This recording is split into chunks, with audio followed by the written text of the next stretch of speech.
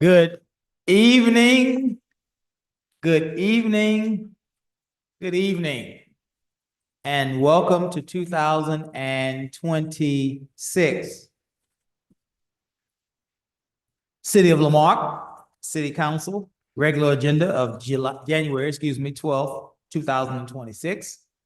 Notice is hereby given that the City Council of the City of Lamarck, Texas will conduct a regular meeting on January the 12th, 2026, beginning at 6 p.m. in council chambers, 1109 B Bayou Road, Lamarck, Texas, as well as via video conference hosted through Zoom.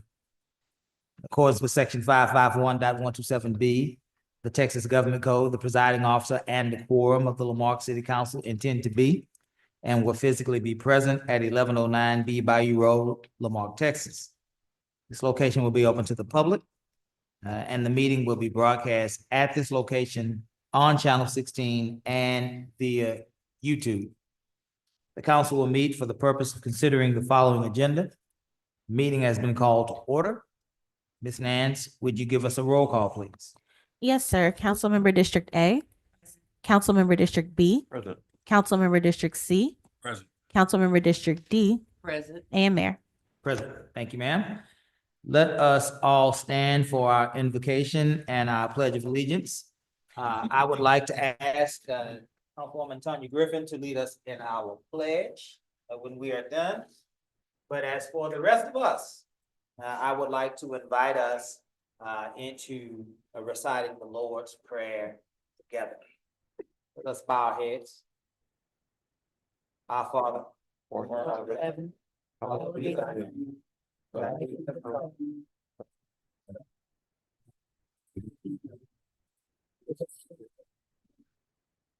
And forgive us our trespasses, as we forgive those who trespass against us.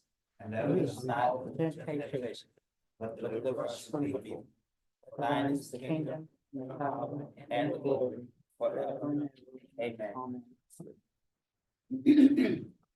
I pledge allegiance to the flag of the United States of America and to the republic which it stands, one nation, under God, indivisible, with liberty and justice for all. Thank you, Ms. Griffin.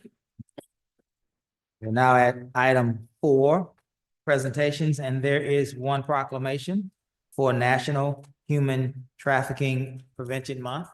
Is there a person or persons or an organization that is present to receive this proclamation?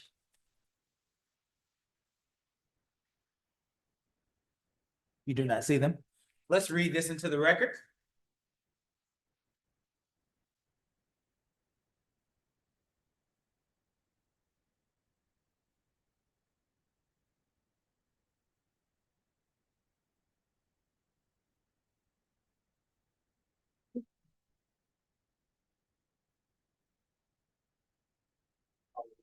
Ask security about that. We won't know about that table. If we need that table moved, you said table? Yeah, typically it was coming up through here. Yes. Thank you for caring about that, Ms. Caldwell.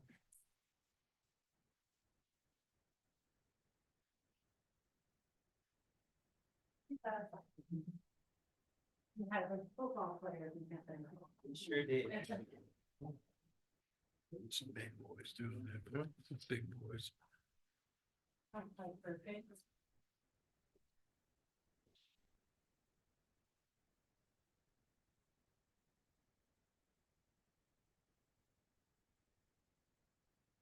Metal. All right. Ladies and gentlemen, this proclamation will be for Human Trafficking Prevention Month. Unfortunately, in our society today, human trafficking is prevalent. It has with it a whole host of other crimes, and in its wake, it has left a multitude of victims. And so one of the things we do with proclamations is that we acknowledge so that we can be aware so that we can do our part as a community to be watchful and to guard against any element of human trafficking that might rear its head in our wonderful community.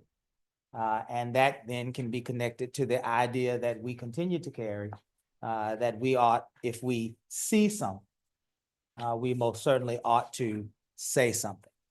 And so on behalf of this great city of Lamarck, the office of the mayor for the city of Lamarck proclamation, whereas human trafficking is a form of modern day slavery that exploits individuals through force, fraud, and coercion, and constitutes a serious violation of human rights.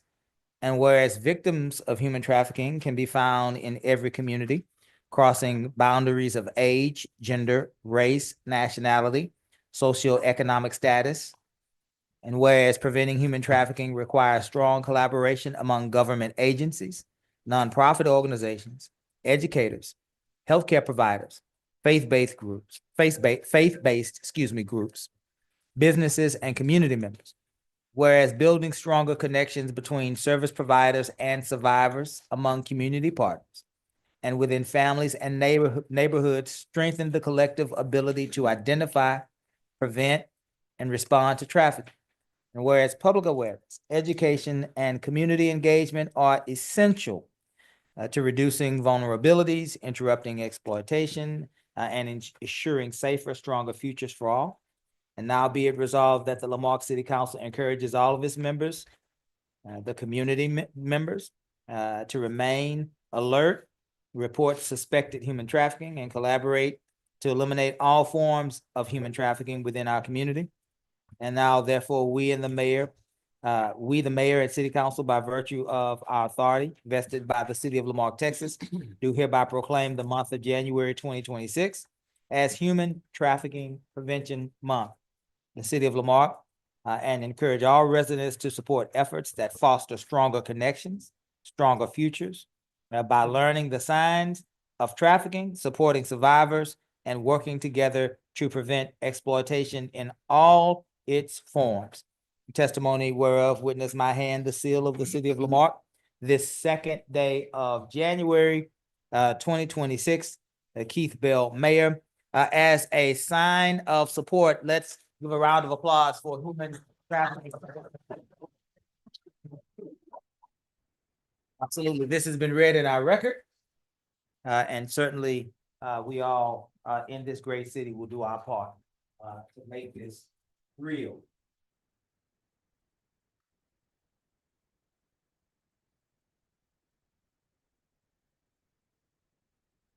Item 5, citizens' participation. Limited to 3 minutes per person. Comments from the public will be heard at this time. Any person with city-related business who has signed up may speak to council. It will be limited to 3 minutes. If you're wishing to speak, give the mayor or the presiding officer your full legal name, your address, and the item you wish to speak about. Compliance with Texas Open Meetings Act, the city may not deliberate on comments. Personal attacks will not be allowed. Personnel matters should be addressed to the city manager during normal business hours. Press *6 to mute or unmute yourself if you are visiting with us via telephone. If you're visiting with us via the Zoom platform on a smartphone, tablet, or a computer, there should be a microphone icon in the lower portion of your screen. If you are here with us in person, there is a podium and a microphone to the center aisle. There is a timer that will appear on our both of our video production screens. There it is, the lower portion of the screen. And you will have 3 minutes to be heard. Let's all be mindful. Again, this is the United States of America. This is a country that's founded on First Amendment rights to free speech. However, this community is asking and we're requesting that if it is possible for us to communicate kindly, it would be the better delivery. We want to hear you as 5 members of this council to understand the concerns of our community and beyond. And we certainly cannot hear that if it is not said in a way that we can understand. Again, one of these items is Constitution. The other one of these is a request from a community. And so let's govern ourselves accordingly. Thank you for your consideration. Are there any persons online wishing to speak at this time? No, sir. Very good. There are no persons online wishing to speak. So we will move to those that are here before us today. And we will start with a Mr. Joe Hicks. Welcome, Mr. Hicks. Name and address for the record, please. My name is Joe Hicks and I reside on the west side of town at 321 Balney Street.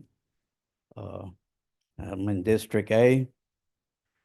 And I have two complaints that I want y'all to hear me on this, to the city manager, city attorney, council people, and Mr. Mayor. Last year in March, I attended a meeting here and complained about the ditches not being excavated. I was told later on at the beginning of the summer that we had two machineries, that y'all were going to double up on doing all the excavations. Well, I have been informed that we don't even have one. The one that we do have is broken and is in a shop. Why can't we get it fixed? And can it be fixed so we can start getting the excavations done? The other problem that I'm having is the water bill. And I know I'm not alone on this because I've heard a lot of complaints at the clerk's desk while paying my bill. I came to the clerk and told him back in September that I understood why the August, September, I don't know what periods that they run or dates, but between August and September, I understood why that bill was high, $160. My bill usually runs at about $100.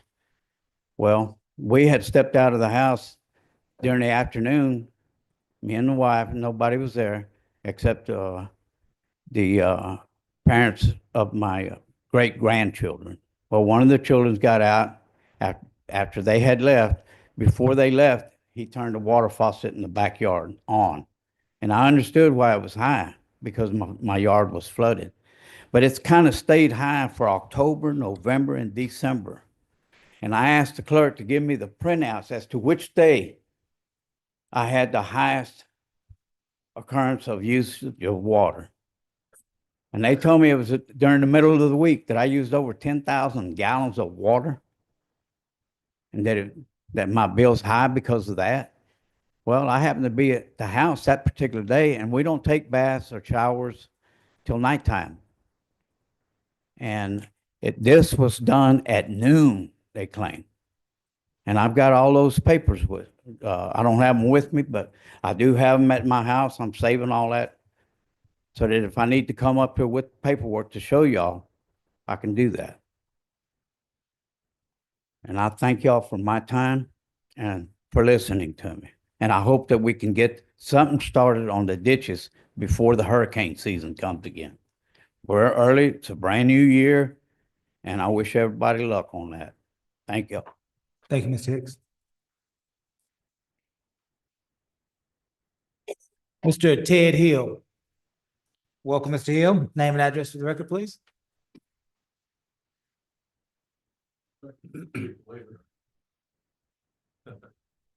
I have a little something for you all. That's a homework assignment. Yes, take one and pass it, please.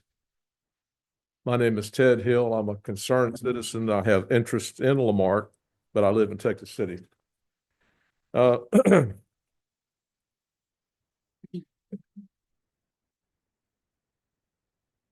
want to give you some good news to start off with. You ready for this? God loves you. And he has got some things to say to you this privately. Okay, I don't want to get into it because it's better to start off with discretion. Okay. And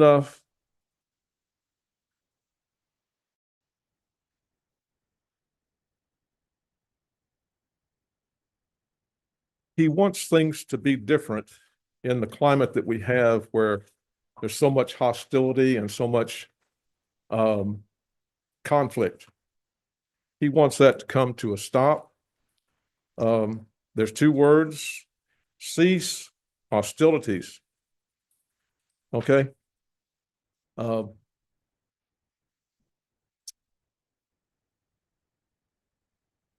town like ours, we can't continue with all of this turmoil.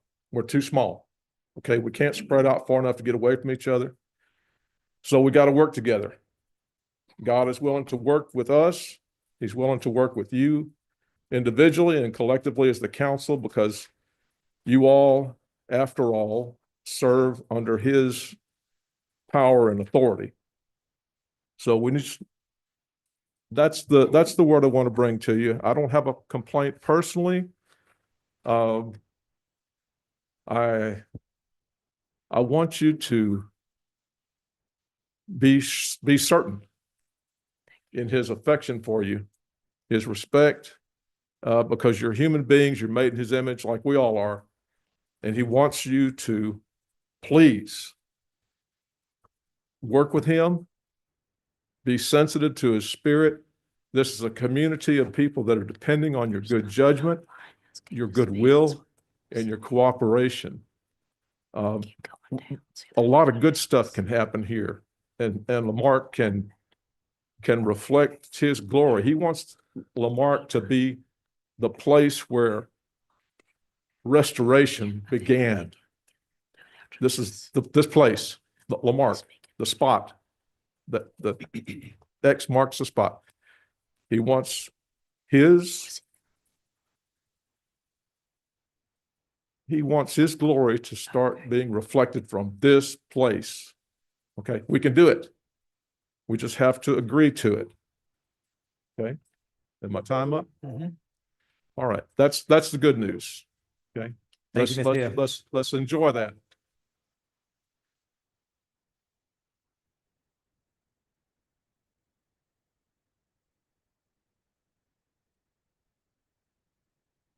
Can we reset, please?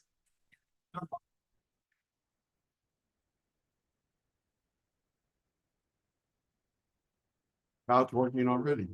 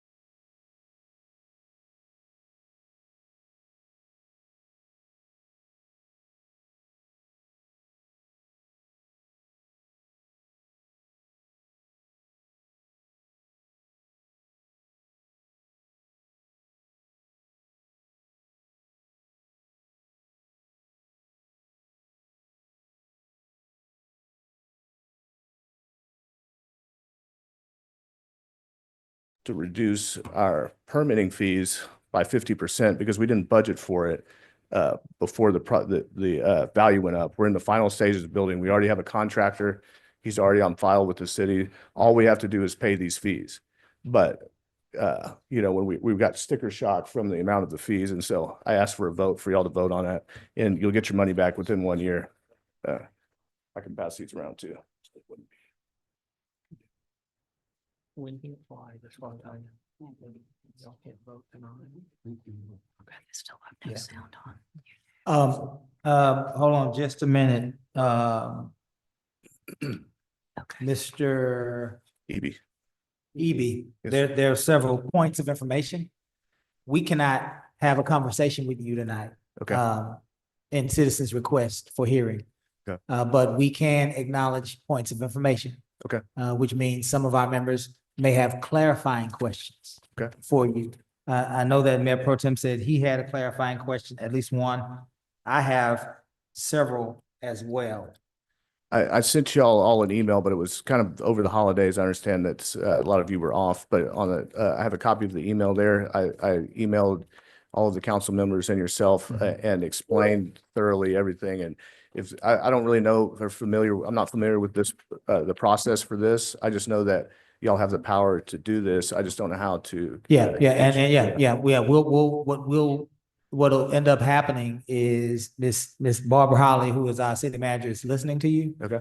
And she will, I'm sure, engage with you, or maybe one of her Great. one of her designees Okay. will engage with you immediately. But Okay. we, on this council, we still need some clarifying questions answered. My email address is right there. My I email. want to, hold on just a minute. What do you want to say, guys? I was gonna say, any clarifying questions or to the extent y'all want to obtain information, this is something within your authority, so it really needs to be on the agenda. Okay. But I believe he included his contact information Yeah, to the extent y'all yeah. wish to. Yeah. I just got, I got a main one, and I think Joe got one. Point of information for me. What is this? Is it storage unit? It's a boat storage unit, Boat storage, okay. but it'll also bring a lot of sales tax revenue. We can't even get that deep into it. Okay, yeah. Because we can't have a Gotcha. conversation. Yes, sir. But I wanted to get that question answered, so it's, Okay. because it can't really tell on the document that you Right. gave us. Mayor Pro Tem? Follow up too. It's too small for me to read that. But what's the address? 501017 FM 1765. Was that it, Mayor Pro Tem? Yes. That's it. So what will happen, Ms. Holly, perhaps one of her designees will have a conversation with you maybe tonight. Okay. Maybe within the coming days. Okay. And if in fact this meets our criteria, Mhm. She may elect to put this on our agenda. Okay. And so Great. we're talking about a few weeks, but that's the Okay. process. All right. I right. appreciate it. Thank you, so gentlemen. do I need to hang around here or Ms. am I Holly? dismissed? I'll What do you call think? you. You'll call me? Okay. All right. Thank you. Thank you, Ms. Stevie. James Ross. Welcome, James. Name and address for the record, please. James Ross, 414 Avenue D. Want to talk about the recall and the false information on where the mayor lives. Excuse me, where the mayor lives. The first 2 pages in your packet are from the Galveston County Tax Office and from the Galveston County Property Search, which state mayor still has a homestead and lives in the city of Lamarck. That comes along with the Penal Code 37.1, which is tampering with governmental records. Once the petition got sent into to be certified or got sent in, and the reasons on there, if one of them's false, that governmental record has now been tampered with. And if you go through the clarity from the Texas District and County Attorneys Association, and finally, anyone that says that the city charter outweighs the state law and state constitution, I have a little blurb from the Texas Municipal League in here so they can read that, where it says otherwise, that the state law and state constitution outweighs what our city charter has to say. Oh, and it's not up to the citizens anymore on the penal code. It's actually, if you read that penal code, it is on city administration if they want to follow through with that. Thank you. Thank you, Mr. Ross. Mr. Augie Molas. Welcome, Mr. Molas. Name and address for the record, please. Gary, give me 3 minutes, please. Uh, Good afternoon, Mayor and Council. Name's Augie Molas, live at 741 Spoonbill Lane, Marque, Texas. I want to wish y'all Happy New Year's. I want to talk about the street lights, and I've talked to Joe about it before. Y'all got some brand new lights on 1765 from 2004. I don't know how far this way on 1765, but I've noticed where that new store is at on 1765. They're on there 24 hours a day. In my neighborhood where it's dark, they installed these lights. The state spent millions of dollars, and tell them how this come about, Joe. Oh, there was extra money. right. I can't discuss. But anyway, there's $1 million of lights and they don't work. I mean, why do y'all have them? Why don't y'all just take a dozer and sell all that metal and, do something different with it? You have brand new street lights and they don't work. I'll take that. So they belong to TxDOT? Augie, Oh, okay. they're your friends. They're trying to help you, but Okay. the only five people that can actually hear you right now. Hold on, Siri said I got 2 more minutes. I talked to Shannon about some foul smell coming through some of the sewer portholes in my neighborhood, and we're gonna get together on that. And the only other thing, we want to touch on public safety again. Right at the corner of 1765 and 2004, there's a light right there, right? So you pull up to the light and you go to hang a right.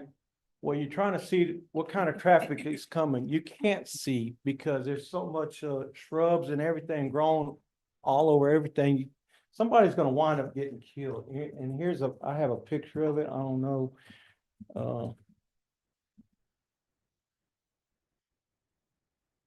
I think that this city needs a crew or something to help clean up because of all the litter. I think that somebody from the city of Lamarque needs to go to all these intersections where the state is doing construction and the mud and stuff is running on the streets. They're supposed to have barriers to block all that from happening, but still in all, you have piles of dirt that are 10, 12 feet high. You can't see to your right or to your left. I mean, it's concerning, guys. And I mean, the state's doing sloppy work in our city. Audit is running on the streets. Uh-oh, Siri said I gotta go. But that's it. All right, Mr. Molas, thank you. Tell Siri we said hi. Miss Alexa Cross. Welcome, Miss Alexa. Name and address for the record, please. My name is Alexa Cross and I'm at 633 Sable Terrace Lane, and that's in Delaney Cove. And I'm here talking about the entrance exit, the main exit on Delaney. And y'all heard this because I was here on December the 12th of 2021 talking about this. I'm an 18-year resident of Delaney Cove and talked with Kimberly, and she is on our Facebook page and has heard all of the issues. We've had a lot of accidents at that main entrance, including one this morning. So we requested a study to be done, and I think that was right after that 2021 meeting. So sometime in 2022, there was one done. Well, that was in the middle of all when the bridge got taken down and Delaney was essentially pretty closed up.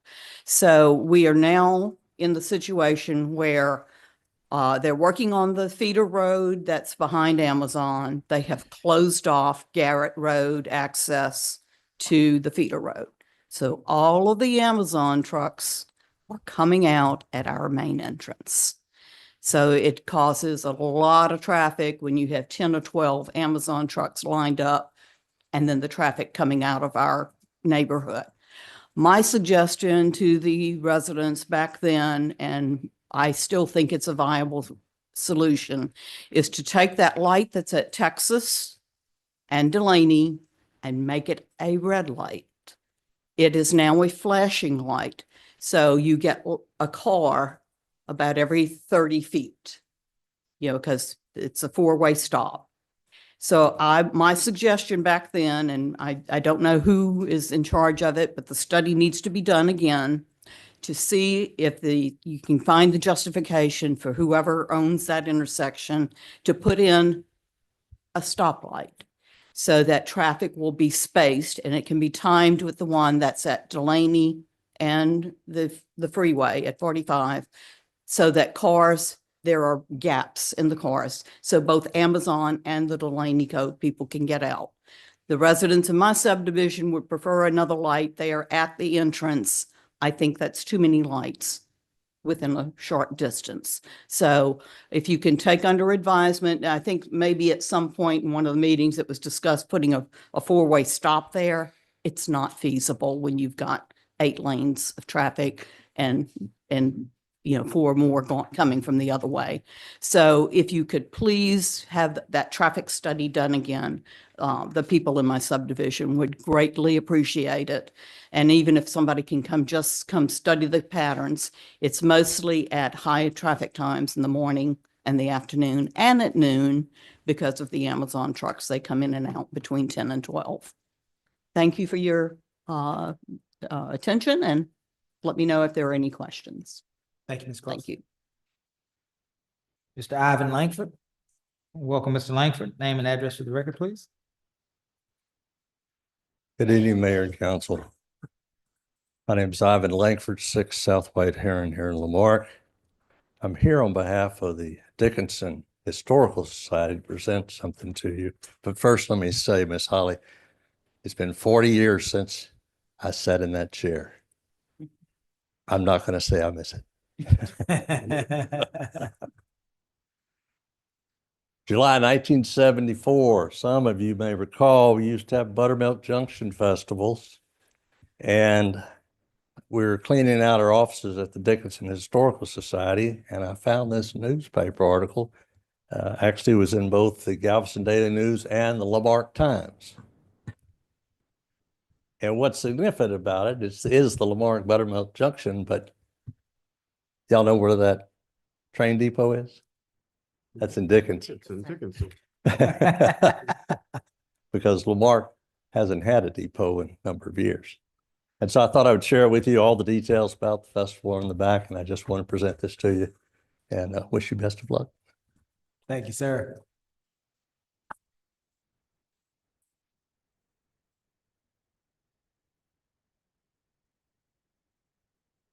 What was that, Ms. Holly? You want to let Mr. Langford sit in the seat? Yes, sir. Good seeing you again, Ivan.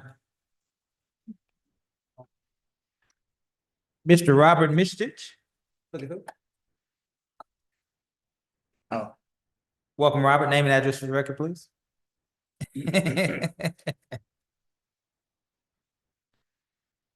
Robert Mitch, 24 North Curlew, Lamarque. 2 items real quick. Y'all are about to call for our election for this May. And we need to make sure that the polling location over at the fire station is open, that we have 2, because that is District B is on that side of town. We've had instances before when that polling station was not open, and that really suppresses the vote. Second item, which is 10.2 on the agenda. It was the Delaney lift station. At the last council meeting, we had an update from a gentleman, and it was about some of the issues with the GLO, explaining the lack of documentation and everything. And Ms. Holly, city manager, is supposed to give a report onto that. The only thing that's in the attachments is a list of the 3 contractors in the bids on multiple different lift stations. It doesn't go into detail or anything. But the issue with that Delaney lift station is that none of you on council were ever apprised or voted on expanding that lift station. Yes, that lift station was part of that grant, but the expansion to take care of the trails of Woodhaven Lake Estates, that was not part of it. That was on the developer. Now, there's nothing in those attachments that I see. I notice it's labeled that on your report, Ms. Holly, but you were directed, I hear, by council to make everything in writing. And so if it's a verbal report, you really need to make it in writing because verbal changes. And but just to note, that extra money that was spent, that should have been that developer, that extra money is taken away from another lift station that is needed and, you know, upgraded. So let's not miss that point. Thank you very much. Thank you, Robert. R. Loftus. Welcome, R. Loftus. Name and address for the record, please. Good afternoon. Got a couple points I want to bring up. First off, I want to talk about all these stop signs, yield signs, and all of those signs that's out of compliance. And they've been like that for years. But I'm asking the city to do some sort of a study throughout this city where some of these stop signs are missing at intersections. Signs are butted back to the back of stop signs, which shouldn't be. There needs to be some training within the department head so they can actually recognize these things when they pass by riding around all day long. The workers need to have some training so they can recognize these things that needs to be corrected. And we need to get this city under control with all of this.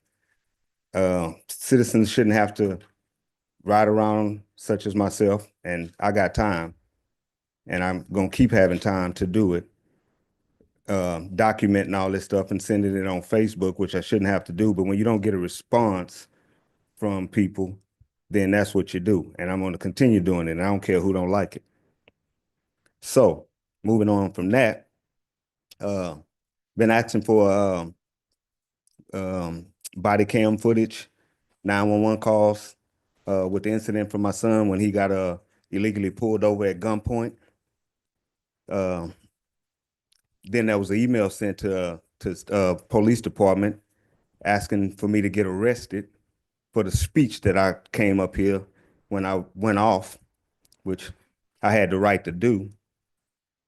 It's called First Amendment. Some people have came up here and mentioned that. So yeah, I'd like that body cam footage. I'd like that 911 call. And we ain't gonna stop asking for it. So this city need to come on with it. I'm at a loss as to why we as citizens pay these attorneys and these firms to hide information from us. That's our tax dollars that we paying these people to hide information from us. Imagine that. So you all sitting up here as elected officials need to fix it, because election time gonna be rolling around and y'all gonna be asking for votes. We vote y'all in, we vote your asses up out of here. And that's all I gotta say. Thank you, Mr. Loftus. You have a question? Mr. Loftus, just a clarification. You said something which I didn't quite hear too well. Signs abut, something about abut, stop signs abut to other stop signs? Yeah, so when you got a stop sign and then you got a yield sign or a dead end sign butted up to the back of that sign. Oh, I see, I understand. By the standard, that's not supposed to be that way. You cannot block the sign. And if you ride around, or better yet, go on Facebook. I posted about 50 of them all over the community. Missing stop signs at four-way intersections. You name it. This city is out of compliance in a whole bunch of ways. Understand. And that's coming from somebody who supported this city for a very long time, right? But when I start getting ignored, all bets off.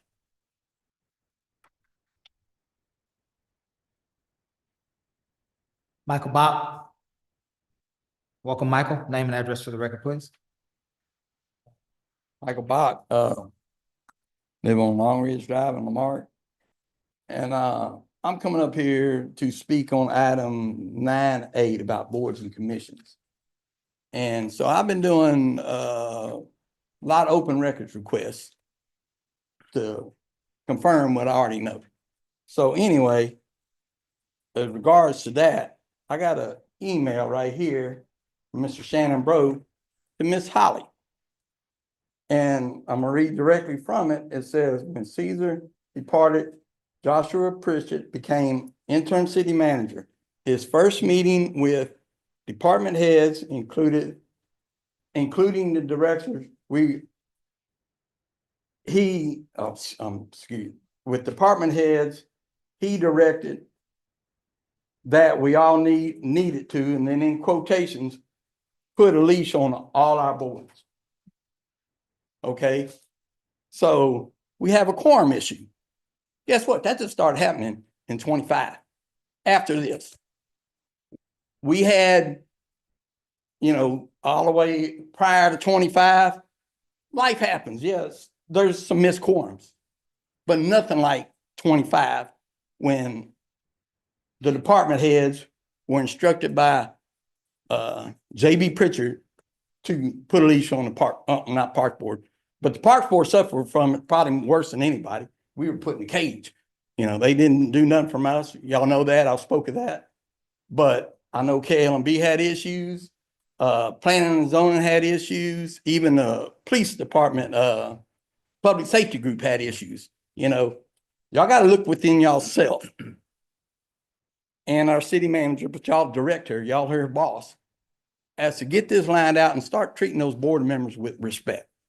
Because if you treat them with respect, you get respect. These board members, when we can't get items on our agenda, because staff refuses to put them on our agenda, after we've done research and all kind of stuff on our time, that's lack of respect. And it goes to, damn it. It goes to, how they feel. Why should I come to a meeting if I'm not going to get respect?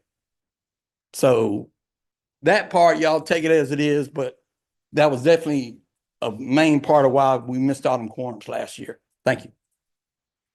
Thank you, Mr. Bach. Mr. Clarence Caldwell. Welcome, Mr. Caldwell. Name and address for the record, please. Clarence Caldwell, Marque, Texas. How's everybody doing this new year? All right. How about you? I'm blessed to be here. I got two issues that I got to talk about. One of the issues is, I know y'all heard this saying, a man's trash is another man's treasure. It's not my treasure. On my street, at the address that I complained about the garbage cans are still there. They're still overflowing. And the person that lives there don't pick up the trash up. And guess who has to pick it up? Because it ended up in my yard. And it ends up in other people's yard. And that's not right. I've also right there complained about the street lights on Prairie Street. There's no street lights that are operating. It's dark. So the main issue that I'm up here about is that you have people that park their vehicles facing the traffic. And they park the vehicles in the middle, almost in the middle of the street. Guess who that's in danger of that? The fire department. If they got to go pick up somebody because somebody is hurt, they're in danger because they can't get through because the roads are blocked. That's not fair to them. It's not fair to me. It's not fair to nobody that lives on my street. Why is it so hard to get this person to do their job, to get their cars out the way? The cars that's coming there, if you look at the pictures, which I got one on my camera, if you look at it, Their driveway, there's no cars, take that back. There's two vehicles, one of them is broke, then there's another vehicle that's in their driveway. And their driveway has plenty of room to park.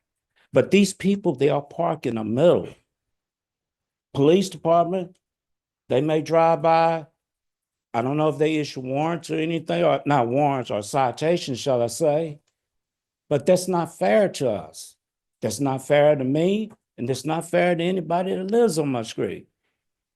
You know, right here, it states, and this is City of Lamarque ordinance. It states right here about the garbage.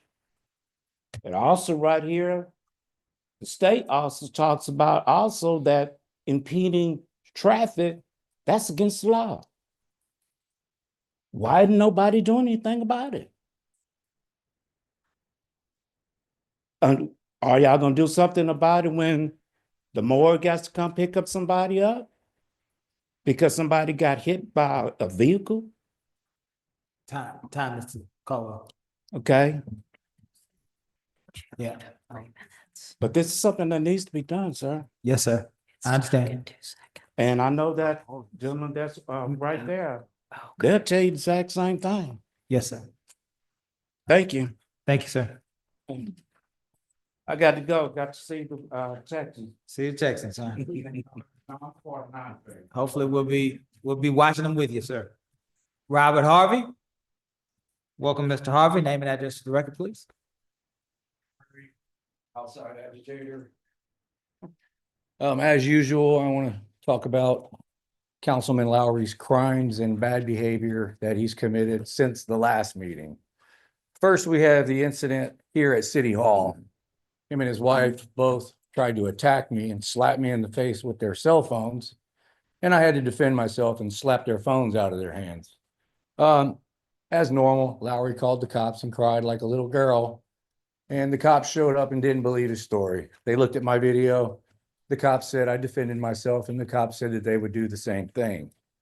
Also, they were trying to play copyrighted music the whole time, which is a violation of my First Amendment right. It's called prior restraint. Now I want to talk about the two instances of stalking that he committed since the last meeting. The first one was on Highway 1765. I was live streaming. He pulled up right next to me, and I looked over, and his goofy ass is staring at me, looking at the phone with my live stream on it. Then he pulls in front of my truck and stops in the middle of the highway. I'm not going to stop in the middle of the highway with this psychopath. So I went around him and went to the store. He followed me to the store and parked nearby, just like a stalker does. The next instance was at Galveston. I was recording a police interaction, and him and his tweaked out wife showed up and started blaring copyrighted music again, which is another violation of my First Amendment right. He was not recording anything. His only intent was to violate my First Amendment right and try to play copyrighted music to ruin my video where I could not disseminate it to the public. They deliberately played copyrighted music. This interferes with my right to report. This is retaliation for me exercising my rights. Both Lowry and his wife have held Facebook tutorials trying to teach people how to falsely report my page and get my page taken down, which is another clear violation of my First Amendment right and retaliation. So, in closing, I don't understand why the police won't do anything about this. Everybody's reported him for years. They're not doing anything. This reminds me of the Ken McLemore situation that happened in Skidmore, Missouri in 1981. Ken McLemore was the town bully. He bullied everybody for years. Nothing ever happened to him. And one day in downtown, in the middle of the city, in front of everybody, boom, splattered all over his truck. 50 people standing watching. Nobody saw anything. To this day, from 1981, that murder has been unsolved. Is that what the police department and the DA in this county is going to let happen? If it happens, I didn't see anything. I don't answer questions. Thank you, Mr. Harvey. Thank you. Gloria, help me please. Gloria de la Sede, is it Seda? Zela. De la Zela. I'm sorry, I'm trying my best. You are You're more than welcome. Yes, ma'am.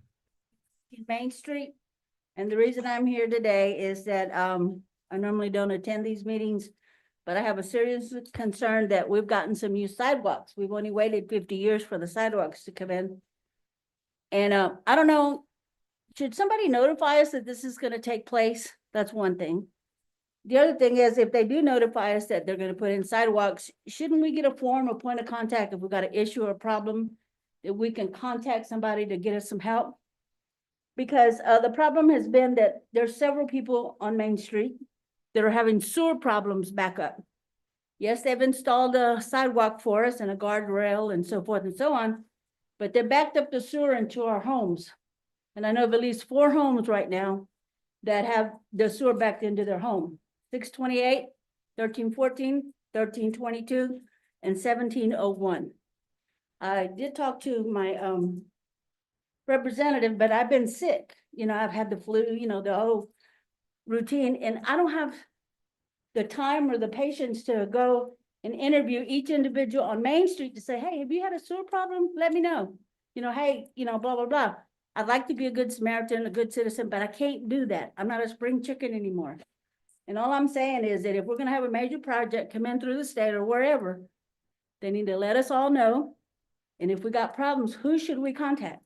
I've tried contacting Mr. Shannon. We've talked here. And I've called him several times. He sent a crew out, but I'm not there. I mean, I don't want sewer backing into my house, which it has already. I've been washing dishes in my tub for over 3 months. Okay? And I've talked to a couple other people that I happen to see, and they're having the same problems. We need a point of contact, and we need somebody to help us address this issue. The sidewalk is great to a certain extent, but don't back all this stuff up into my house. My dishwasher shot, my disposal shot, and here I'm thinking, I didn't even know because I don't use them. So people should be informed if a project's coming into town, who's the point of contact if we got a problem. I'll talk to the road department, and it's not the road's problem. It's the sewer people. The city of Lamarque has redone whatever that is that they've done, and it's backed up all this stuff into our home. And some people are being charged for it to get it repaired. And like I said, I can't keep washing my dishes in the bathroom. I want it resolved. And I think if the city's liable, whoever's liable, somebody step up to the plate. That's it. Yes, ma'am. And the city should have somebody from the Public Works do an inventory. Here's a sheet. This is what's gonna happen. If you got a problem, here's who you call. Another thing, you call Public Works, there's no consistent phone numbers. I've called Public Works 4 times before they finally came and cleared out my sewer lines. And the police department gives you different numbers. That's it. Ms. Gloria, your time is up. Thank you, though. Yes, ma'am. How'd you get that together and install it? It actually popped up for me this one. Ms. Natalie Ruiz. Welcome, Ms. Natalie. Name and address for the record, please.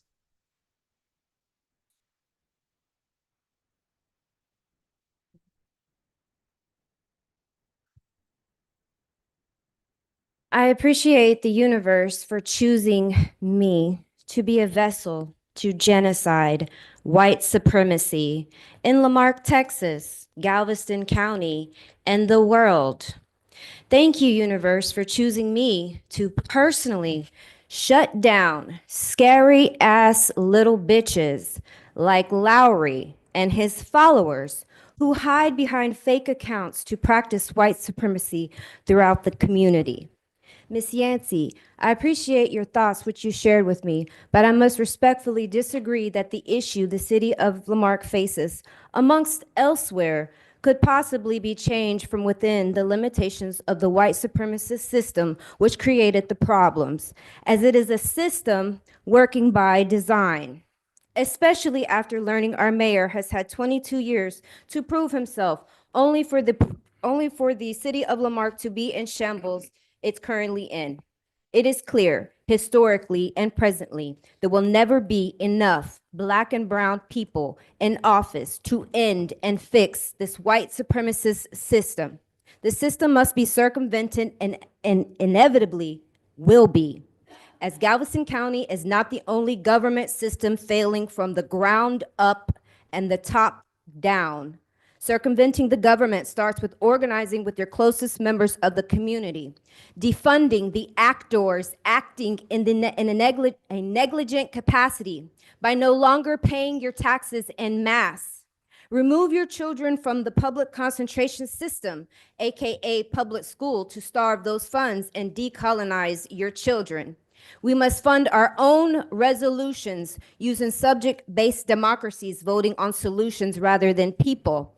Expecting this council or any government to take care of its community is by definition insanity at this point. In fact, we must begin to take care of ourselves and each other by meeting the basic needs of our community, which statistically reduces crime, making so-called law enforcement, aka historic slave patrol, even more fucking obsolete than they already are. Because we ain't slaves no more. We must know our rights and learn how to express them, demand them, and move in them accordingly. All just a few ideas that I'm happy to share my knowledge about and collaborate on, or not, as it is not necessary for anyone to work with me. In 2012, I chose to circumvent the government in my own capacity by choosing to unschool and decolonize my 5 amazing kids who are completely self-taught, self-directed, preparing them for the new world that is to come, a world which is in our hands to create or to obliterate, starting right where you are and right where you live. Think of how much you Ms. will get Ruiz, done Ms. when Ruiz. you are in control of the funds. Ms. Ruiz, Take back your power thank you. now. Thank you. Thank you, ma'am. All right, there's it for those that are here in person. One more check for those online. I know we had some difficulties. Are there any persons online?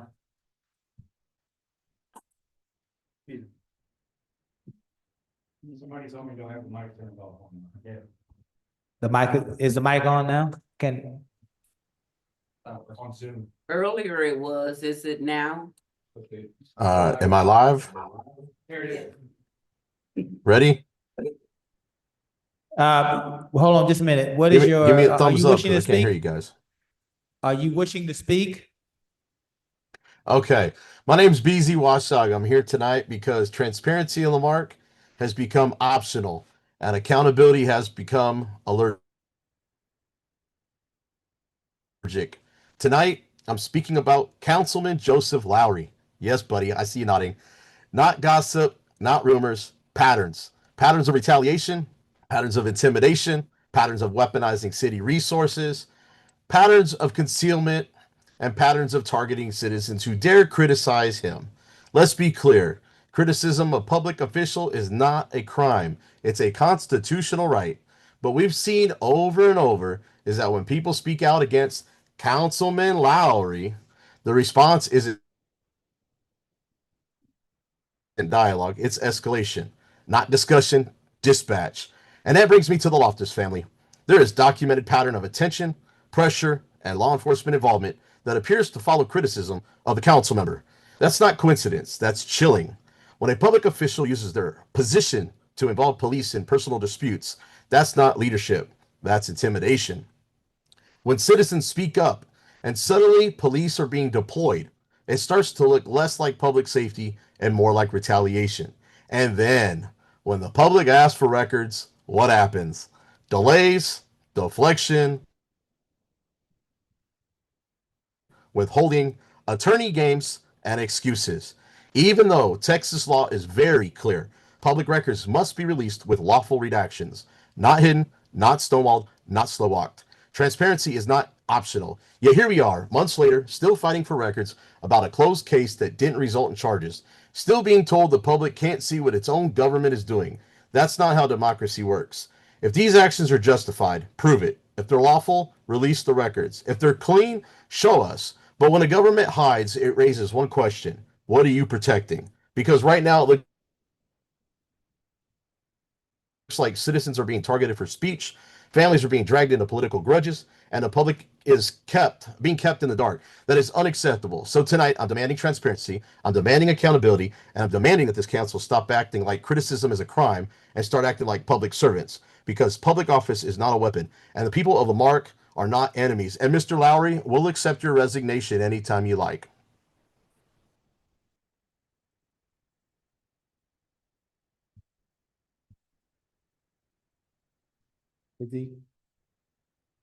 Is he done? Are you? He's gone. Okay, all right. Any other persons online? No, sir. All right, thank you, ladies and gentlemen, those of you that have participated online and those of you that have participated in person. We certainly take your comments, your concerns, and your questions very seriously. Ms. Holly has heard all of those concerns as well as this council, and we will continue to work to resolve as many of those as we possibly can. Item 6 minutes, 6-1 and 6-2, special city council meeting minutes 12/8/2025. 6-2, regular council meetings 12/8/2025. I will entertain a motion. Is there a second? Second. Any corrections, omissions, or additions? Hearing none, we'll call for the vote. All those in favor? Aye. Any opposed? Item 7, public hearing. Conduct public hearings, hear public input on 7-1 ordinance number letter O-2025-0029, amending Appendix A, Schedule of Fees and Charges of the Code of Ordinances, City of Lamarque, Texas, by amending prescribed water and sewer rates. I will.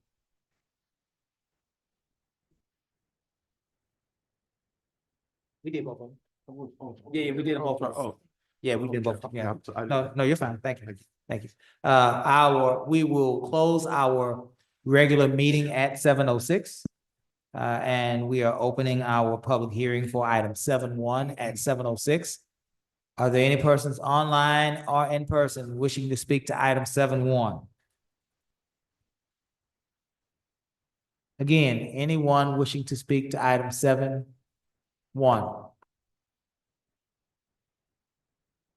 Last call for those wishing to speak either online or in person to item 7-1. Hearing none, we will close the public hearing at 7:07, reopen our regular meeting at 7:07.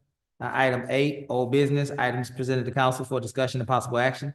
A1, ordinance number letter O-2025-0029, amending Appendix A, Schedule of Fees and Charges, the Code of Ordinances, City of Lamarque, Texas, by amending prescribed water and sewer rates, utility billing and finance. This is the second and final reading. I will entertain a motion.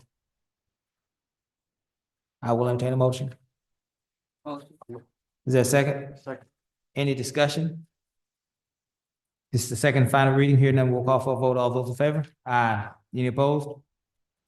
Item 8-2 will be moved to go with item 9-8. They're both the same topic. Item 9, new business. Items presented to council for discussion and possible action. Council, let's move through this as expeditiously as possible so that we can do the people's business in a reasonable hour. 9-1, resolution number letter R-2026-0001, ordering a general election to be held May 2nd, 2026, to elect one council member from District B and one council member from District D, each for a 3-year term. I will entertain a motion. So moved. Is there a second? Any discussion? Is this, are we gonna be opening up over at the fire station? Or is that on the next one? I think that's the next one. I think that's the next one. Yeah. Any further discussion? Hearing none, we'll call for a vote. All those in favor? Aye. Any opposed? 9-2, election contract, ratifying a contract with the Galveston County Elections Division to conduct the City of Lamarque general election May 2nd, 2026. I will entertain a motion. Motion. Is there a second?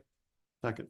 Let's get about a minute worth of discussion in here. There was a request for participation that talked about this item. There's a council member that wants to talk about this item, but we'll let you lead on what the contract language looks like.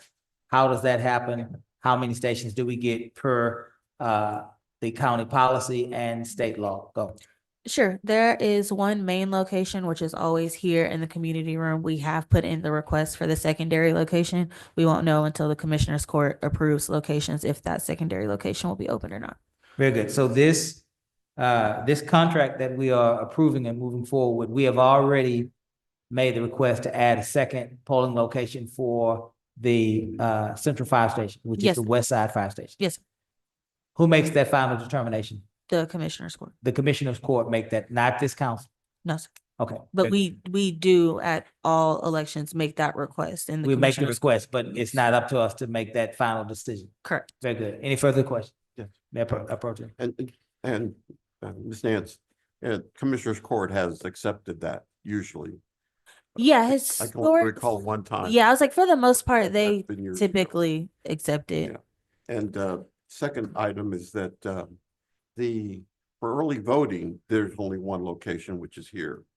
It fluctuates. It depends. Oh, okay, they may. Early voting locations are not guaranteed. But usually we do only have that location on election day, but sometimes they will if there's like another big race going on at the same time. Okay, thank you. Very good. Any further discussion? Hearing none, we'll call for the vote of 9-2, which does include, for the record, a request for a West Side Central Fire Station polling location. Let's call for the vote. All those in favor? Aye. Any opposed? Item 9-3, request for qualifications, city attorney and prosecutorial services. Considering a request for qualifications for city attorney and prosecutorial services, I will entertain a motion. I will move, but I have a discussion. You want to discuss? Okay. Clarification. Are you making a motion? Is there a second? Second. Is that to approve, Joe? To discuss? Motion to approve, but I have a discussion. But you on also that. discuss. So motion to approve, is your motion to approve, Ms. Griffin? Okay, go ahead, Joe. My question is clarification. As I was reading this, and our discussion was only for the services as a city attorney. The prosecutorial side of it was something that we've maintained a relationship with Mill Shirley now for probably since I've been on council. I forget her name. Megan. And so for purposes of the RFQ, the discussion was for the legal services. It was not for the prosecutorial services. And my request is that we amend this to just make it directed toward legal services. So you don't want it directed toward the prosecutorial I service? think that it's disruption for the courts in terms of changing prosecutors, especially as we've seen the increases in the fees. There's a process, the prosecutors work closely with the judges. This is something I've seen from in the past, so that's why I was just focusing on legal services. Gus, according to the charter, I thought you and I may have had this conversation. The charter delineates the role of a city attorney, which has a dual role, if I'm not mistaken. And so there's one city attorney with a dual role. It got divided somewhere in the past. I believe it was Tink Jackson, because his city attorney was also the building official. And so that was just too much of a workload for that attorney. And so somehow they got divided. Question is, can we allow for them to continue to be divided in this motion? And if so, that's fine. We're just trying to get the opinion. So I just want to be careful. I may bid on this. So I don't want to tell y'all something that would favor one firm over the other. Does that make sense? Potentially me. Let me ask it to you in a different way. Yeah. I think here. Okay. Yeah, Mayor Pro Tem wants to divide the request for qualifications. Is that doable by charter? Give me 1 second. I'm pulling it Okay, up. so we can handle this. Now, while they're doing that, your motion is already has in it the division. You want to put out a RFQ for the city attorney only? Yes. Okay. Yeah. And Ms. Griffin, you good with that? Okay.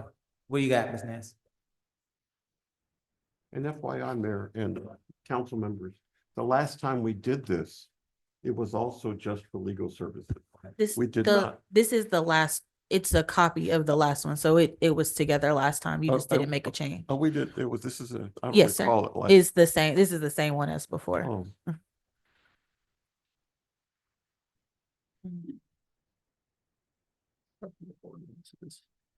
The city attorney shall prosecute all cases. Okay, so in the judicial department and the ordinances, not in the charter, there is an ordinance that says that the city attorney shall prosecute all cases in the municipal court. Hmm. So that's what's on the books currently. Let's do this. Let's, Well, Mayor, then I'm just, Yeah. if that's what the charter says, we can't amend the charter. Yeah. That requires an Yeah. election. Yeah. So we have to be, in my opinion, It's we need to be it's an consistent. ordinance. Oh, it's an ordinance. Yes, Oh, it's an ordinance, not something, that's not the charter, it's an ordinance. yes. but we still can't amend it. We can't act on an ordinance that has not been amended. So we have Correct. to act on the ordinance as it stands. Yeah. Correct. Well, I don't You want have a problem with to, I don't want to complicate this. Okay, so, We'll just proceed. so will you allow your motion to be for legal services? For legal services and. And prosecutor, you good with that? Yes. All right, any further discussion on that? For those that are not aware of what just happened, we are going to issue a request for qualifications for our legal services. And so other attorneys and attorneys firms will be able to bid on our legal services, which are legal, as well as prosecutorial. Any further comments? Hearing none, we'll call for the vote. All those in favor? Aye. Any opposed? Item 9.3. That looks like that should be 9.4, Ms. Nance. That's fine. 9.4, okay. If I get lost again, help me out. Request for proposal, city manager, recruitment, authorizing the issuance of a request for proposal, qualifications for city manager recruitment firm, administration. I will entertain a motion. So moved. Is there a second? Second. Any discussion? Again, ladies and gentlemen, this is the first step of recruiting and retaining a permanent city manager. Will not happen overnight. We have to have requests for qualifications. Proposal, I wanted to make sure I got the language right. Request for proposal and qualifications, as well as that firm that is chosen by this council will also have to develop that criteria. And the council will then have to approve that criteria. And so this is a marathon to get a permanent manager. But today in January, we start the first mile. Any further discussion? We do have a motion and a second on the floor. I will call for a vote. All those in favor? Aye. Any opposed? Item 9 looks like 5. Awarding construction contract for citywide lift station upgrade, package number 2. Award the construction contract for the citywide lift station upgrade, package number 2. The second lowest bidder based on engineer recommendation and the bidder responsibility review. I will entertain a motion that will award this contract. So you have to say the name of the firm. Yes, sir. It's Matula Construction. Matula? Yes, sir. Matula. Okay. Did you have anything you want to add, Shannon? before Not unless you'll have questions. This is just we got our lift station, our wastewater treatment plant expansion bid in, and we after that we had extra money that we were able to now come in with this phase 2 of our lift stations. Right now we have 5. I think we're adding, Brent, if I remember, we're going to actually add one more, I think, to this. Yeah. 7 lift stations. Yes, sir. Out of 22?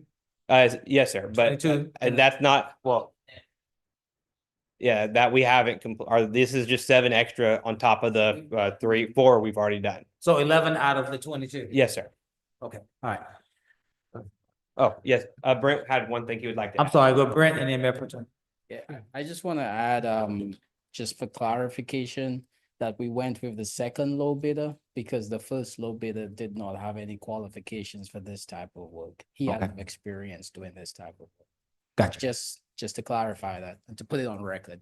Yeah, we definitely appreciate that, Brent. I guess that was my question to follow, Brent. Yeah. Because it's a statement made on two of these, the same thing, that you went with the second lowest bidder because they didn't have the necessary experience to undertake this type of work.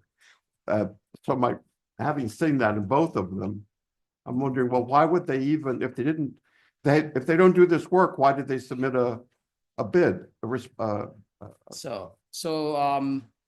Very often we get contractors who want to go into this line of business and they bid on the project, hoping that they're the low bidder and it gets awarded just because they're the low bidder. However, we need to do our due diligence to ensure that the project runs smoothly. And part of that due diligence is ensuring that that contractor has the necessary experience doing this type of work. They've never done a lift station before. And if we allow them to do it, I could only imagine the amount of issues we'll have during construction because they just don't have the experience to do it. Okay. And the other quick question is, I looked over the numbers, is there's no address, kind of goes along with what one of their speakers, with these lift stations, there's not a specific address. So if we talk about lift station number 3, where is that? What, at the very least? The address for the lift stations are actually on the plans. On the plans, but Yes, it's not it's on on the information that we're Okay. looking at here. But at the very least, all I'm really asking for is to identify where the lift station is by district. Yes, sir. I think all of us would be interested in knowing.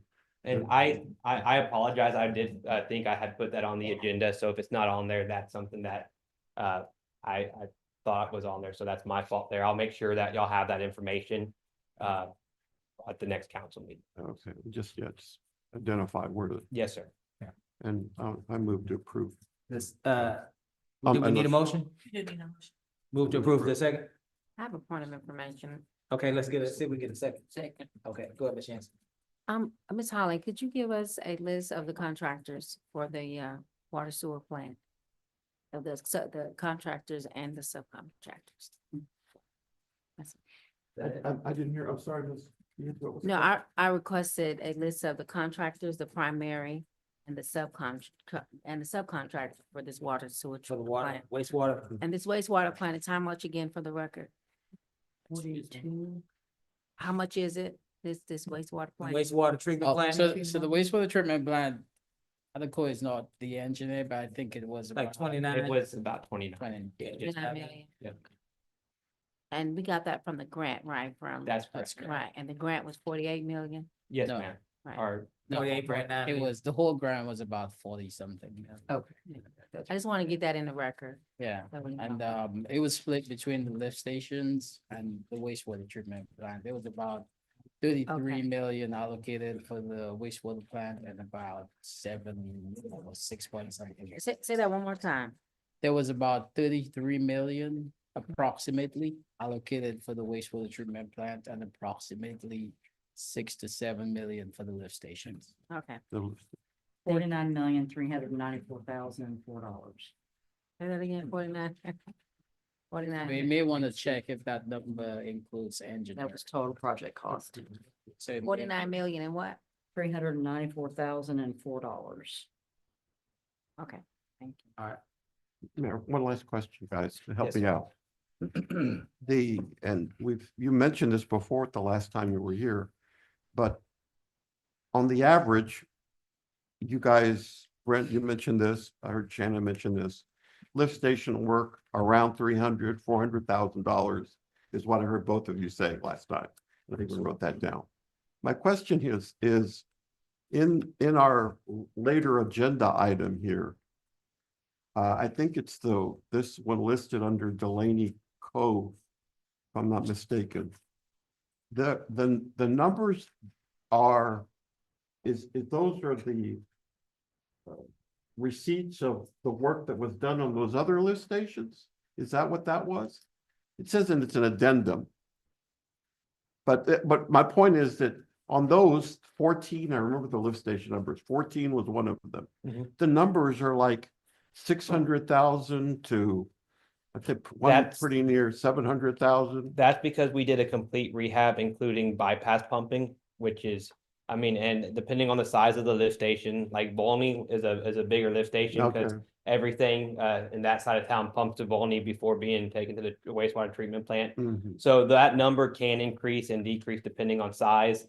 I mean, we could build like a Bayou and Scott, a lift station right there would probably be about 200, 300. I mean, it would just, and depending on contractors and the work being done, it could be a little lower than that. So it just depends on size, and then what extra work you put in their scope of work. Yeah. The scope of work and estimated future growth in that part Yes, of the sir. city. Because every Yeah. time you put a new lift station, you do have to size up the pump for the estimated. That way, when that growth does happen, you're not having to rebuild that lift station again. Thank you. Yes, sir. Thanks, Mayor. Thank you. Let's call for the vote. All those in favor? Aye. Any opposed? We are at nine, I guess this is 9-6. Certificate of completion for the ARPA citywide asphalt milling and overlay roadway improvements project. Consideration and acceptance of the certificate of completion for the ARPA citywide asphalt milling and overlay roadway improvement projects. Does anybody have any questions for Mr. Bro on this project? Is this in addition to the street assessment? Does this have anything to do with that? No, ma'am. This was a project that was done previously. I think it started in 2024. Is that correct, Brent? It was before my time. It was ARPA funds that was just allocated to these specific streets. Yes, ma'am. That's it, ma'am. That's it? And I would like to just clarify, this was a milling and overlay. It wasn't a complete street repair. So all they did was just overlay the existing road to make it smoother. That was, Like, for example, is that like on Steve Roy? yes, ma'am. Can you quickly rename the streets for us before we? There is Kenneth, Steve Roy, Maran, and what was the I'm trying to MacArthur? remember the other two. What's that? MacArthur? No, MacArthur wasn't on there. McKinney, I think was on. McKinney. Yeah, Okay. McKinney. Yes. Okay. All right, do we have a motion? I'll entertain a motion. Motion. Second, Second. any further discussion? Hearing none, we'll call for a vote. All those in favor? Aye. Any opposed? Item 9. Is that 7? Yeah. 9-7, new IT server. Authorizing the city manager to purchase a new IT server for the amount, not to exceed $500,000 upon final approval of documents by the city attorney. I will entertain a motion. Good evening, Mayor and Council. I'll be speaking about the. Hold on just a minute, Conrad. Yes, sir. I'll entertain a motion. Motion. Is there a second? Is there a second? I'll second it, but I need a lot of explanation. Me too. Honestly. Sorry. Conrad, you may proceed now. Yes, sir. So this new IT server will serve the relocation of the police department to building ABC. Okay. And that's what it will be serving for. It's going to go along with that reconstruction of the building A, the refurbishment, so that way the police department can relocate. Okay. So at one point, very quickly, 20 seconds or less, you said all of our, basically, central nervous system was over here at this police department. And you That is said correct, that Mayor. is not, that's not conducive in a disaster. And so it's best to have them separated. Yes, well, we do want a redundancy to make sure that we have a secondary site, but there is not a possibility of relocating this current site that we do have to the new police department area. We would have to take the entire city's network down offline for no period of time with no guarantee that it would. Keep talking, Conrad. That no guarantee that we could bring it back up with the old system that we have. Okay. Council, any questions for Conrad? There is a question about another lift station that is in, Ms. Holly's city manager's report. If you could stay behind to answer it. Yeah, we had a whole conversation last meeting to try to understand, and I think you were here listening, right? So it's on the agenda tonight, so we can talk further about it. If you can help us, we'd love it. Any questions for, I'm sorry, we're multitasking. Any questions for Conrad about this new IT server For the police department. for the police department? Thank you, ma'am. Yeah, For clarity, the same server services all the departments within. So we have one singular network. So yes, it is the police department's server, and it will be located within that area. It will also house everything that we do have for the city as well. Okay. You're gonna have to help me. The Big Chief tablet, a pencil here in my mind right now. And so help me fill in my Big Chief tablet here. Right now, we have a server that is at our now abandoned or not usable police department, correct? That's Is that correct. where it's located when I've been there? All that Yes, sir. mess of wires and stuff in the back. And that is providing services for the entire city, including the fire department. That's and- correct. and including dispatchers, our 911 service and everything. Yes, that's correct. That's right, okay. Now this proposal here that you're bringing to us, the source of funds is ARPA dollars? No? So this project will be funded out of the 2018 CO. 2018, oh, that's right, I said 2020 CO. Oh, sorry, yeah, it's 2018 CO. That's Huh? the correct CO. Oh, because it said 2020 on All right, this. it's a typo. Okay. I did verify. All right, so Or this is a certificates of obligation that have Correct. previously been sold or paying for this particular improvement.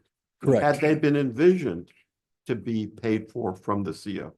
So the CO allows for two primary things. That is work at the ABC buildings, which is where this is going in, Okay, and for police construction on public safety. okay. This serves both purposes.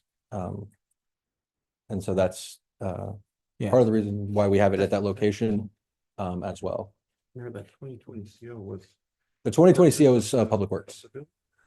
No, I'm sorry, the 2018. yeah, Oh, that was, so the 2018 is a police department and buildings ABC. 2020 is Public Works. okay.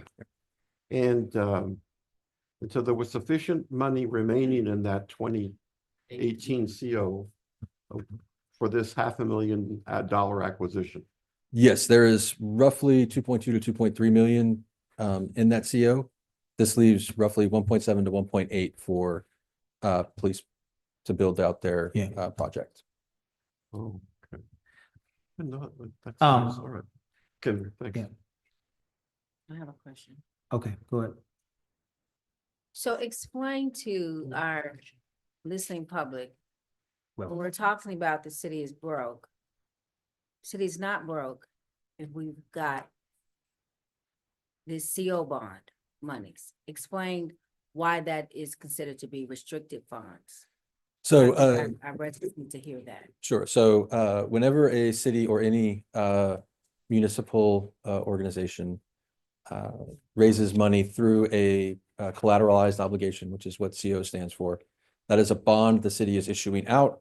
That bond is bought up by investors that pay the city a chunk of for that bond. It's pointed out at a certain amount of money at a certain interest rate. And each of those bonds, when they go out, have a restricted set of activities for which that funds can be spent. It is part of the bond package that goes out, is that restricted set of activities. It is illegal for the city to use these funds, in this case, the 2018 CO, for anything that is not part of that listed set of activities that goes out. This specific bond has 3 items. The third is basically the same on every one, which is just miscellaneous administrative costs. The other 2 are work at the ABC buildings and work towards construction of a public safety building. Because I just want to make that clear and to clarify that and make it a teachable moment. So the A building is the building that the city bought it was supposed to be used for youth. And now you're saying you're going to put the police there. Is that what we're saying? That is the current plan, yes. To put the police there because who decided that plan? It is the only facility that we can move to, that is available for them to move to.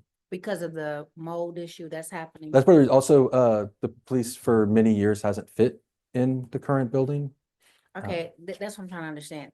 I'm talking about the building that's vacant right now. The big, is that A? That is A is the big building, yes, The ma'am. one, the big building. Okay, so when the city purchased that, I thought it was for the youth. It was purchased, that was so now we're saying we're going to, because I thought, okay. If someone explain to me, because I guess I'm confused, because I thought we were still talking about one day a police station, but until that, this is a temporary spot. This is not a new $20 million police facility. This is a refurbishment of a building so that our police can actually have a, functional building given their current size. The current police station is being rehabbed and will continue to exist once that rehab is done.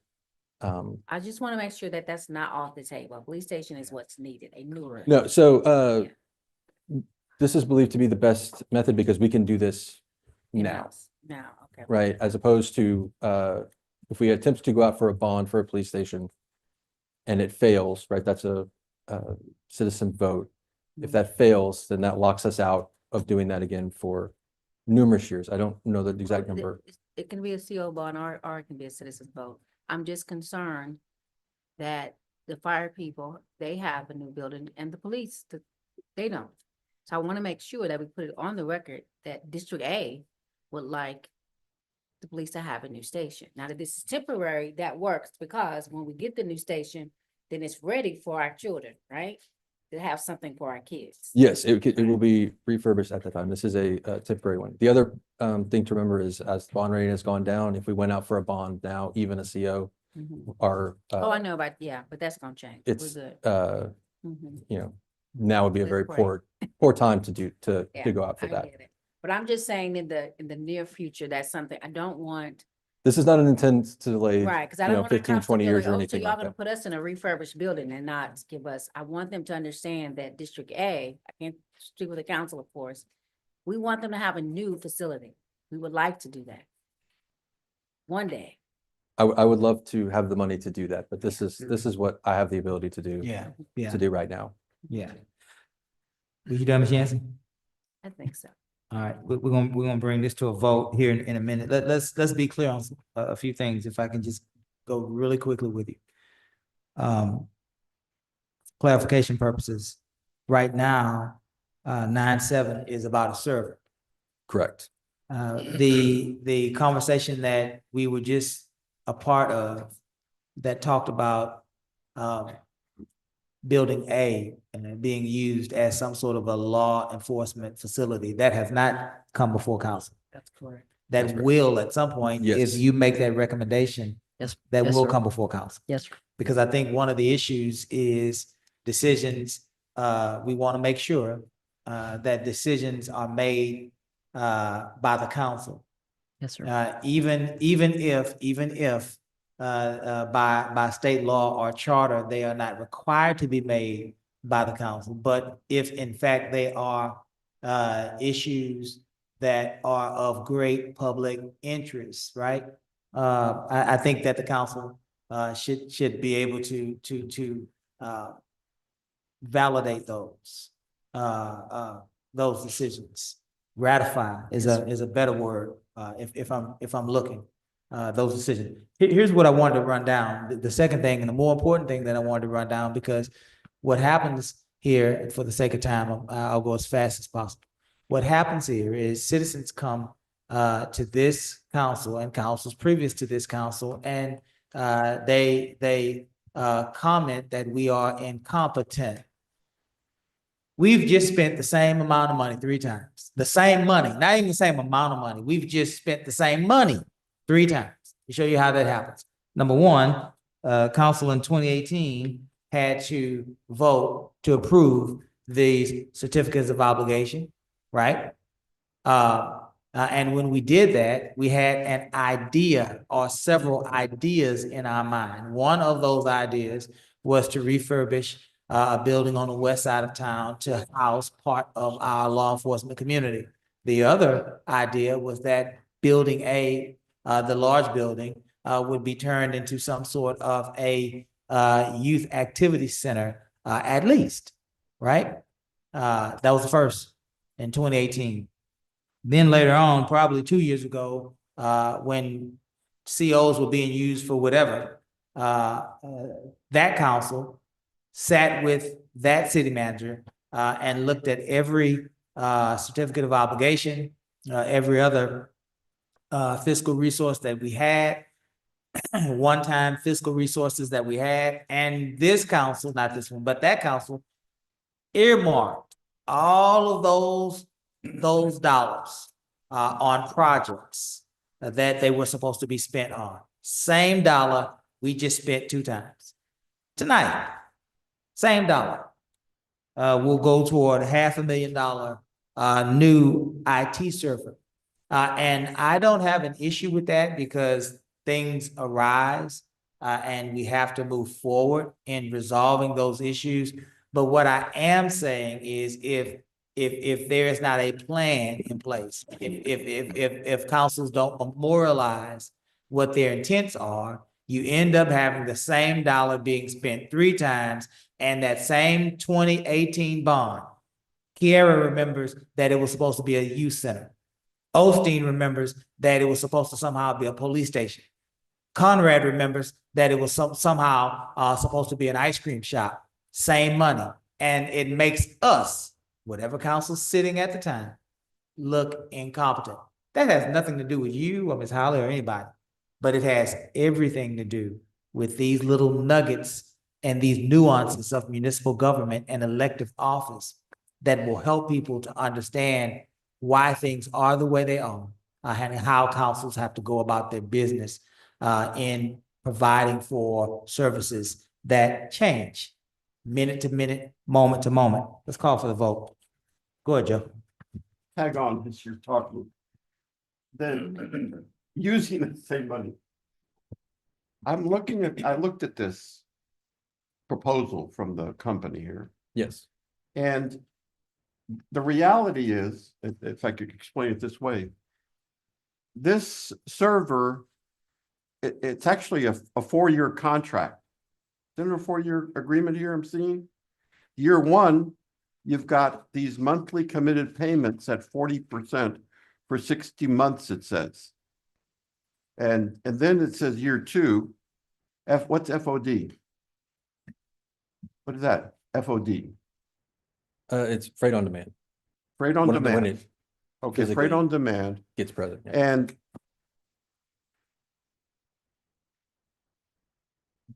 as I looked at that, if I'm accurate in saying this, in year 1, we're not going to spend $500,000. Where apparently these payments are going to be split up over a 4-year period. Is that accurate?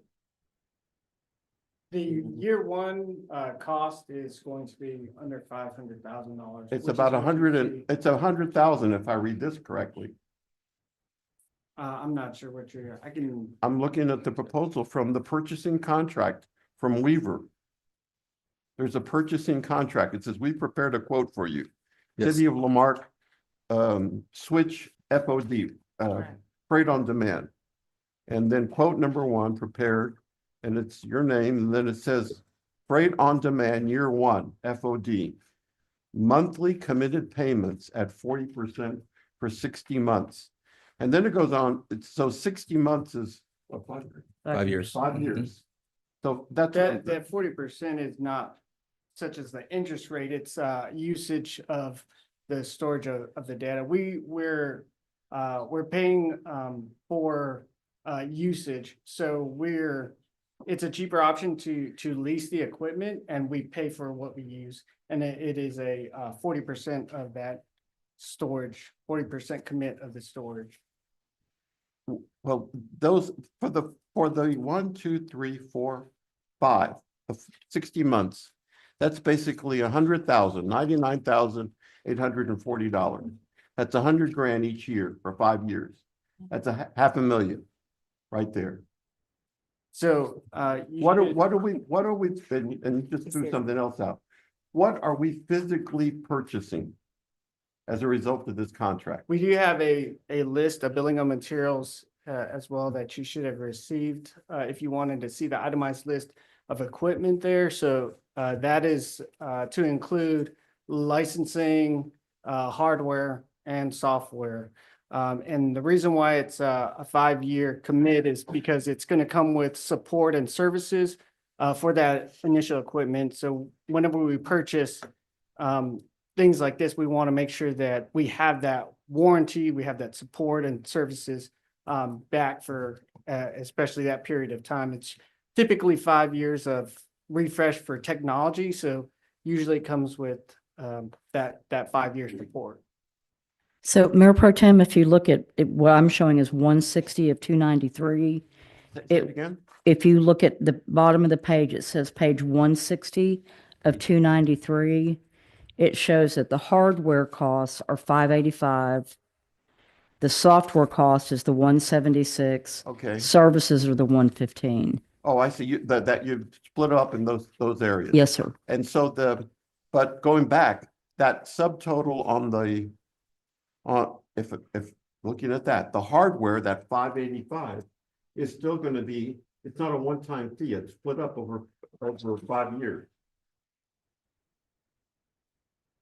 The first year should be under 500,000, and then the consecutive years after is our annual payment for the support of that equipment. Total 800. Well, then it's more than that then. Right. It's more. And here's what I'm thinking. We're going to begin budget, and we talked about the certificates of obligation, as you explained there on this side. And and Mr. Ferguson, you said they exist there for this purpose, right? Right. I just want to make sure, and then following up on Ms. Yancey's comment about people accusing us not having money and stuff, I just want to make sure that everything that's associated with this is going to come from these particular certificate of obligation, this particular pool of money, because I don't want you to come back during our budget season to say, oh, by the way, we're going to need an additional X amount of dollars to help support these servers that we just put into our system. It says the total's 878,000. Yeah, so we have been working on a lot of IT projects to help consolidate and reduce current programs we have. The additional years is intended to come out of IT's regular budget that is currently being used on other items that we are able to eliminate. One of the big ones is all the costs to repair and maintain the current server. So only this first year rung is coming out of the 2018. Sorry. And So- then the budget will be absorbed, your budget Yes. will absorb it? Yeah, Correct, yeah. Mayor. So the first year cost is large because that comes with the infrastructure installation. It comes with the whole package of initially doing the construction of the new server room. And Well, let me ask you, Mr. Ferris, just look at the Councilmember Lowry pointed out the hard copy here, and I don't have that. But shouldn't we be acting on approval for the total quote summary for the hardware, the software, the services, including shipping, is $878,000? Over the 5 years. But isn't that what we should be approving today? So Not have what we're to- asking for is the 2018 CO to just pay year one. Yeah. And then future years are being And funded. you can't make approvals for future years. For Yeah. future year budgets out of the IT budget. And again, we've been working on. No, I'm just saying out of the CO. Yeah, what they're saying is they want to use part of it out of the CO, but then Conrad's budget will absorb the yearly payments. Yes. And we can't approve those yearly pages that are coming out of M&O for future years. We can't, So of that 800 and amount there, that 800,000, approximately a little under 300,000 is going to be your department's responsibility In future years. in future In future years? years. Yes, sir. multiple years. Yeah. Those years. Yeah. And so we can approve them at that time, at that budget workshop. Yeah, again, this is why we've been working to consolidate programs that we don't need anymore, right? Additionally, this will dramatically reduce, again, we're having the support package.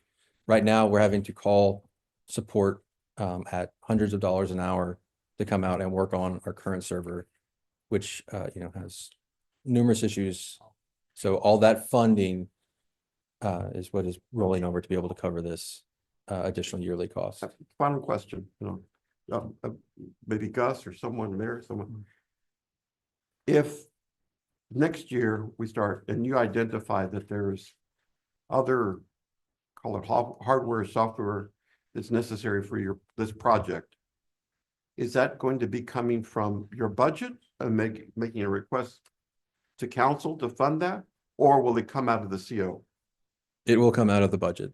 The rest of the CO is intended to cover police. But I would think that once that project is approved, we can't add additional software to that project. So yes, it would come out of our budget. If anything, outside of the scope of work for what the company has done for us, it will be on our cost. There's no further discussion. We'll call for the question. All those in favor? Aye. Any opposed? You opposed? Yeah, just one.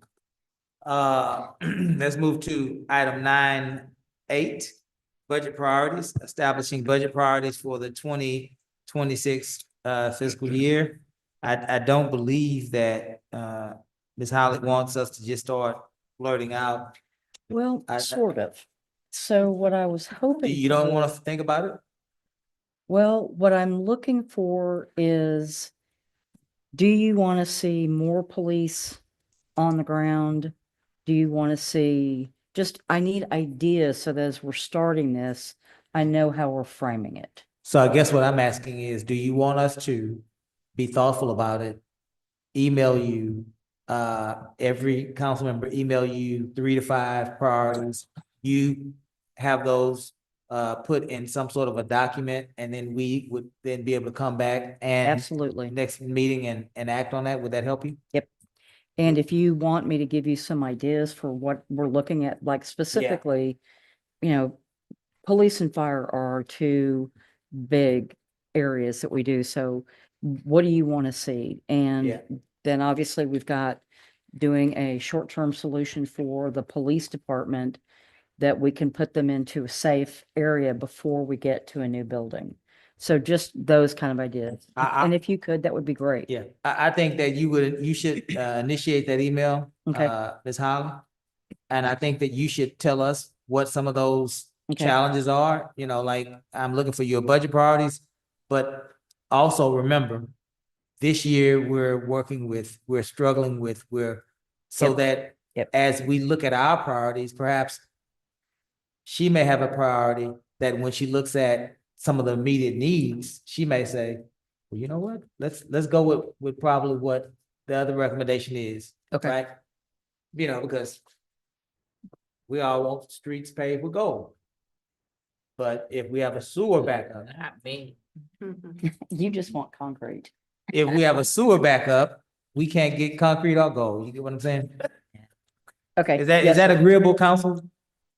If you don't mind, I'm gonna sit down face to face with you on that. You want to sit down face to face? That'd That's be- fine. That's fine. That's fine. That's fine. The point is, I guess the point I'm asking, is it agreeable to think about it? All right, we'll all think about it, and then by the time we get around to you, we'll have a concise list next meeting for the entire council to act on. How about that? Right. All right. And do remember, if it's extra priorities beyond what the city currently does, we need more money for that. Okay.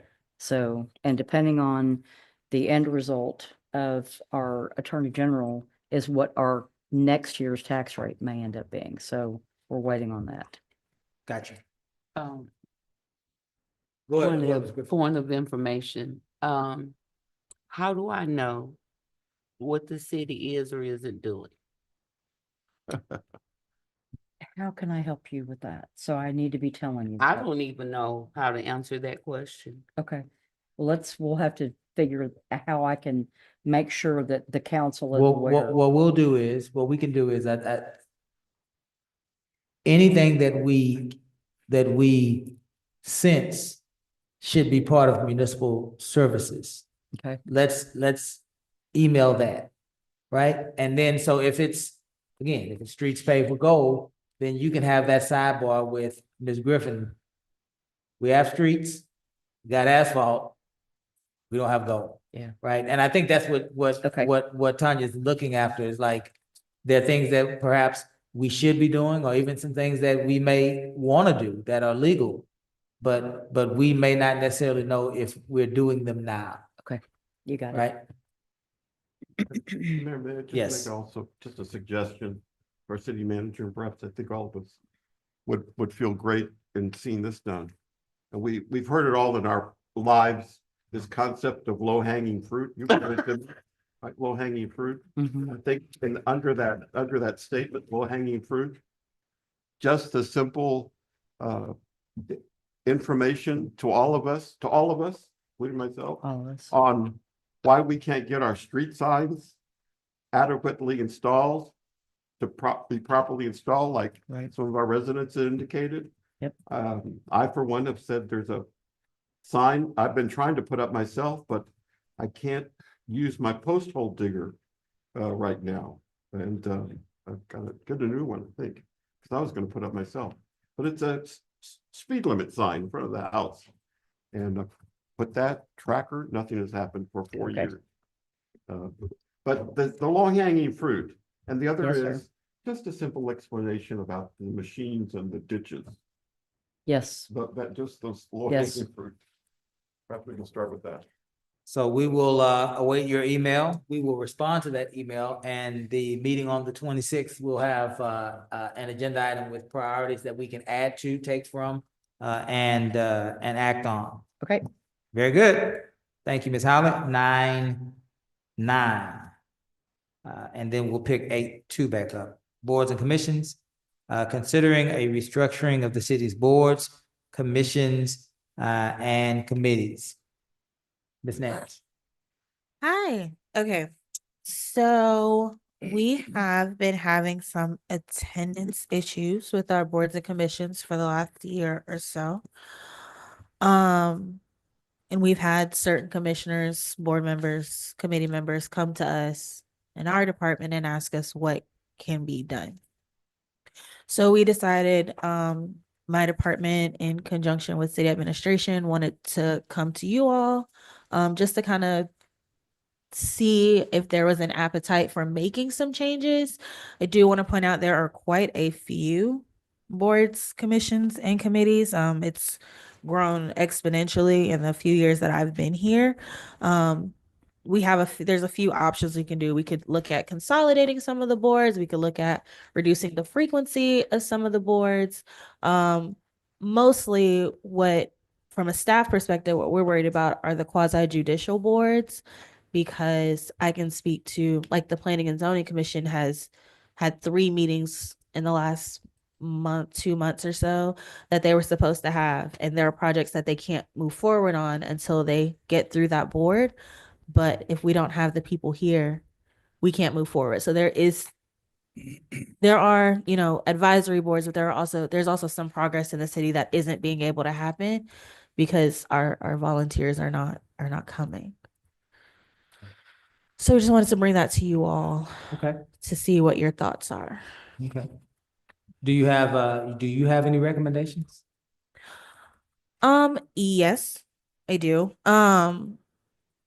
There is a consideration for taking, like I said, our advisory boards, moving them into like a quarterly versus a monthly meeting. Whereas those yes, ma'am. I've been kind of trying to get some information from Ms. Holly. I need to know which boards are mandatory which are like the building and standards that are required to help move the city along, and I know some boards are not. Right. So the ones that are technically mandatory would be planning and zoning, board of adjustments, and building standards. However, and I'm looking to Miss Holly to make sure I get this correct, board of adjustments and planning, no, yeah, board of adjustments and planning and zoning can actually be combined into one board, correct? Correct. Yes. So those are our quasi judicial boards. Those are the boards that actually have regulated meetings that they have to do. Okay. The other boards are advisory boards, which we love. No, we love our advisory boards. However, they are not mandatory boards. And so they can be restructured a little bit more. My main focus is on those first three because without them, progress will literally halt. Planning and zoning boards of adjustments, what's the third? Building standards. But that can't, building and standards can't be. Building and standards has to be its own separate Mhm. entity, which for the most part, we have our chairman here. They haven't had too many issues. I think they have a pretty solid core. Yes, I was like, their current board seems to be doing okay. Yeah. So, go ahead, Joe, because we're getting ready to, Just, yeah, for this shouldn't be clarity, hard at all. the planning and zoning and the Board of Adjustments and the building standards, those are all mentioned in our charter, correct? Created by charter?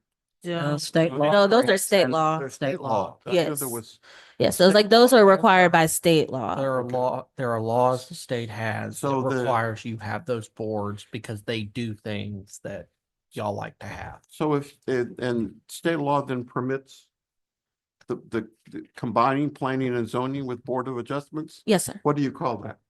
You'd call it whatever you want to call it. You could still be the planning and commission. Zoning plus adjustment. Plus adjustments? Yeah, I was like, it's been called different things. And do you increase The the size zoning of board the of board? adjustments, Yes. whatever. Yes? Yes. You increase Then the- the reason I would recommend that is on a zoning board of adjustment, which is the one that does dimensional variances, it requires 75% to show up. So if you have a 5-member board, 4 have to show up. It requires that same 75% to adopt anything. So if you need a 5-foot variance in your front setback and you only get 3 members showing up, they can't meet, they can't take a vote. Right. So if you could do a 5-member board and then maybe 3 alternates, then you could make sure that you're getting those people there. And let me ask you, with regard to the role of alternates, and I don't think this has ever been clarified, but when we created the alternates, on that, Yes, sir. if the member, the principal, let's call it the primary member, doesn't show up, the alternate should be able just to step in, Yes. right? Yes. I don't think that our boards are clear on that. So currently, right now, we don't have alternates Okay. appointed, so there's no one to step up into that role. Okay, all right. Okay, Y'all did something in the past about if one of your members didn't show up, your alternate could stepped step in in. for that person. And when I say your member, I mean the member you appointed. Right, okay, all right. That was a specific board. So then are we gonna go back to assigning alternates to those 5-member boards to ensure quorum? Yes, so the next item, which is kind of a backtrack, there is a supporting document that shows where all of those vacancies are. A lot of those vacancies are in the alternates, and we would strongly suggest that you all fill those spots. Well, I think we should combine the adjustments because I remember when there was a person I knew on adjustments, they weren't really meeting regularly and it kind of made it difficult. So I think that's a smart move to combine that with planning and zoning. So I would go for that. Kara, let's bring us back. Sounds like the council, and let's do it formally. Let's not do it haphazardly tonight. Let's do it where people can actually see it. Bring us back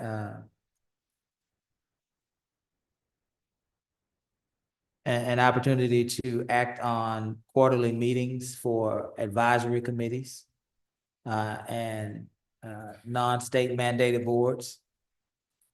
Some of those boards might make quorum every meeting. It might be KLMBC, right? And they may be okay staying at one meeting a month. But let's create this opportunity where all of our advisory committees are quarterly, and then let's work with them if they have the attendance to show to recommend if they want to stay meeting monthly. Then the council can, right? Council can say, KLMBC, you don't have a problem right now. If you want to continue, fine. But these other boards have to go to quarter. So quarterly meetings, number one. Number two, the combining of the planning and zoning and the board of adjustments. Number three, the addition of alternates. Thank you, Ms. Tony. Give us a document that will reflect all of that, and then we can look at it, study it, and then be able to act on it with some intelligence. Yes, sir. Next meeting. Okay. Will that help? Well, Will that help? yes, I was like, this will all have to be done by ordinance, but we wanted to have the discussion. That's a big So undertaking. that you can know how to create it. Did you Right. get what you needed to know how? I did, yeah. We just didn't want to bring you an ordinance that Gotcha. was dead on arrival. Yeah, makes sense. All right, well, that takes care of that. Let's jump back to 8.2, which is 8.2 is appointing, reappointing, and or removing members of boards, commissions, and committees. Does any member have any appointments that they would like to make tonight? Are we or are we not appointing alternate tonight, or is it the next time? I would recommend you make the appointment. So the planning commission has not met for 3 months. And so Yeah, I was like, there are spaces available for you to make them now. The frequency of their meetings can be adjusted, Okay. at a future date. So let's do this. While the rest of us are looking for, sounds like planning and zoning is the one that we need to fill. That is our main concern. While we're looking at that, let me make an appointment to the TERS board. What is that, TERS 2? Number 2, yes, sir. TERS number 2, Omega Bay TERS. I will nominate Mrs. Fiona Lane. Fiona Lane. Are there any other appointments specifically as it relates to planning and zoning, board of adjustments, or building and standard?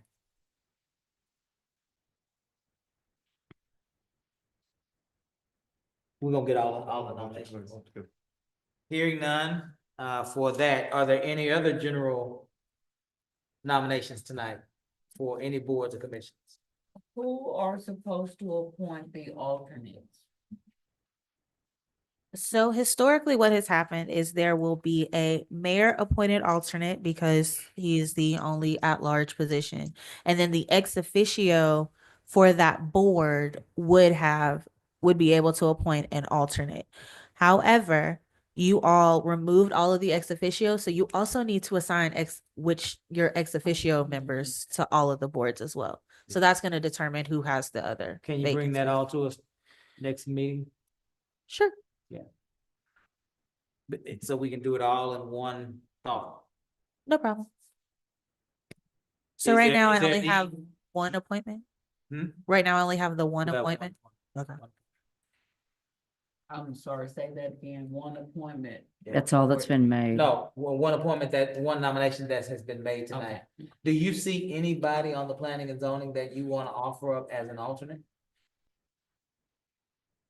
I have an appointment. No, I will make that appointment. Okay. I'm looking at you because Okay. you were talking, but I'm asking any council member from this side to that, because I think her main heartburn is planning and zoning.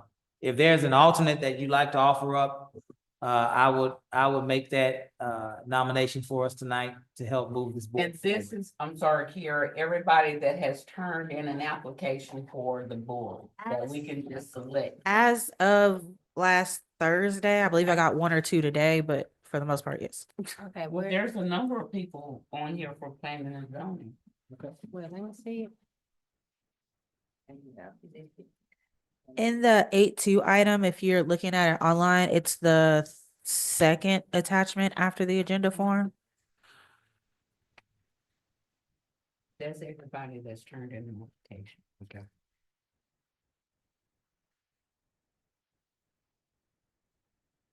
Are these still, some of these folks turned in an application in 2024? Yes.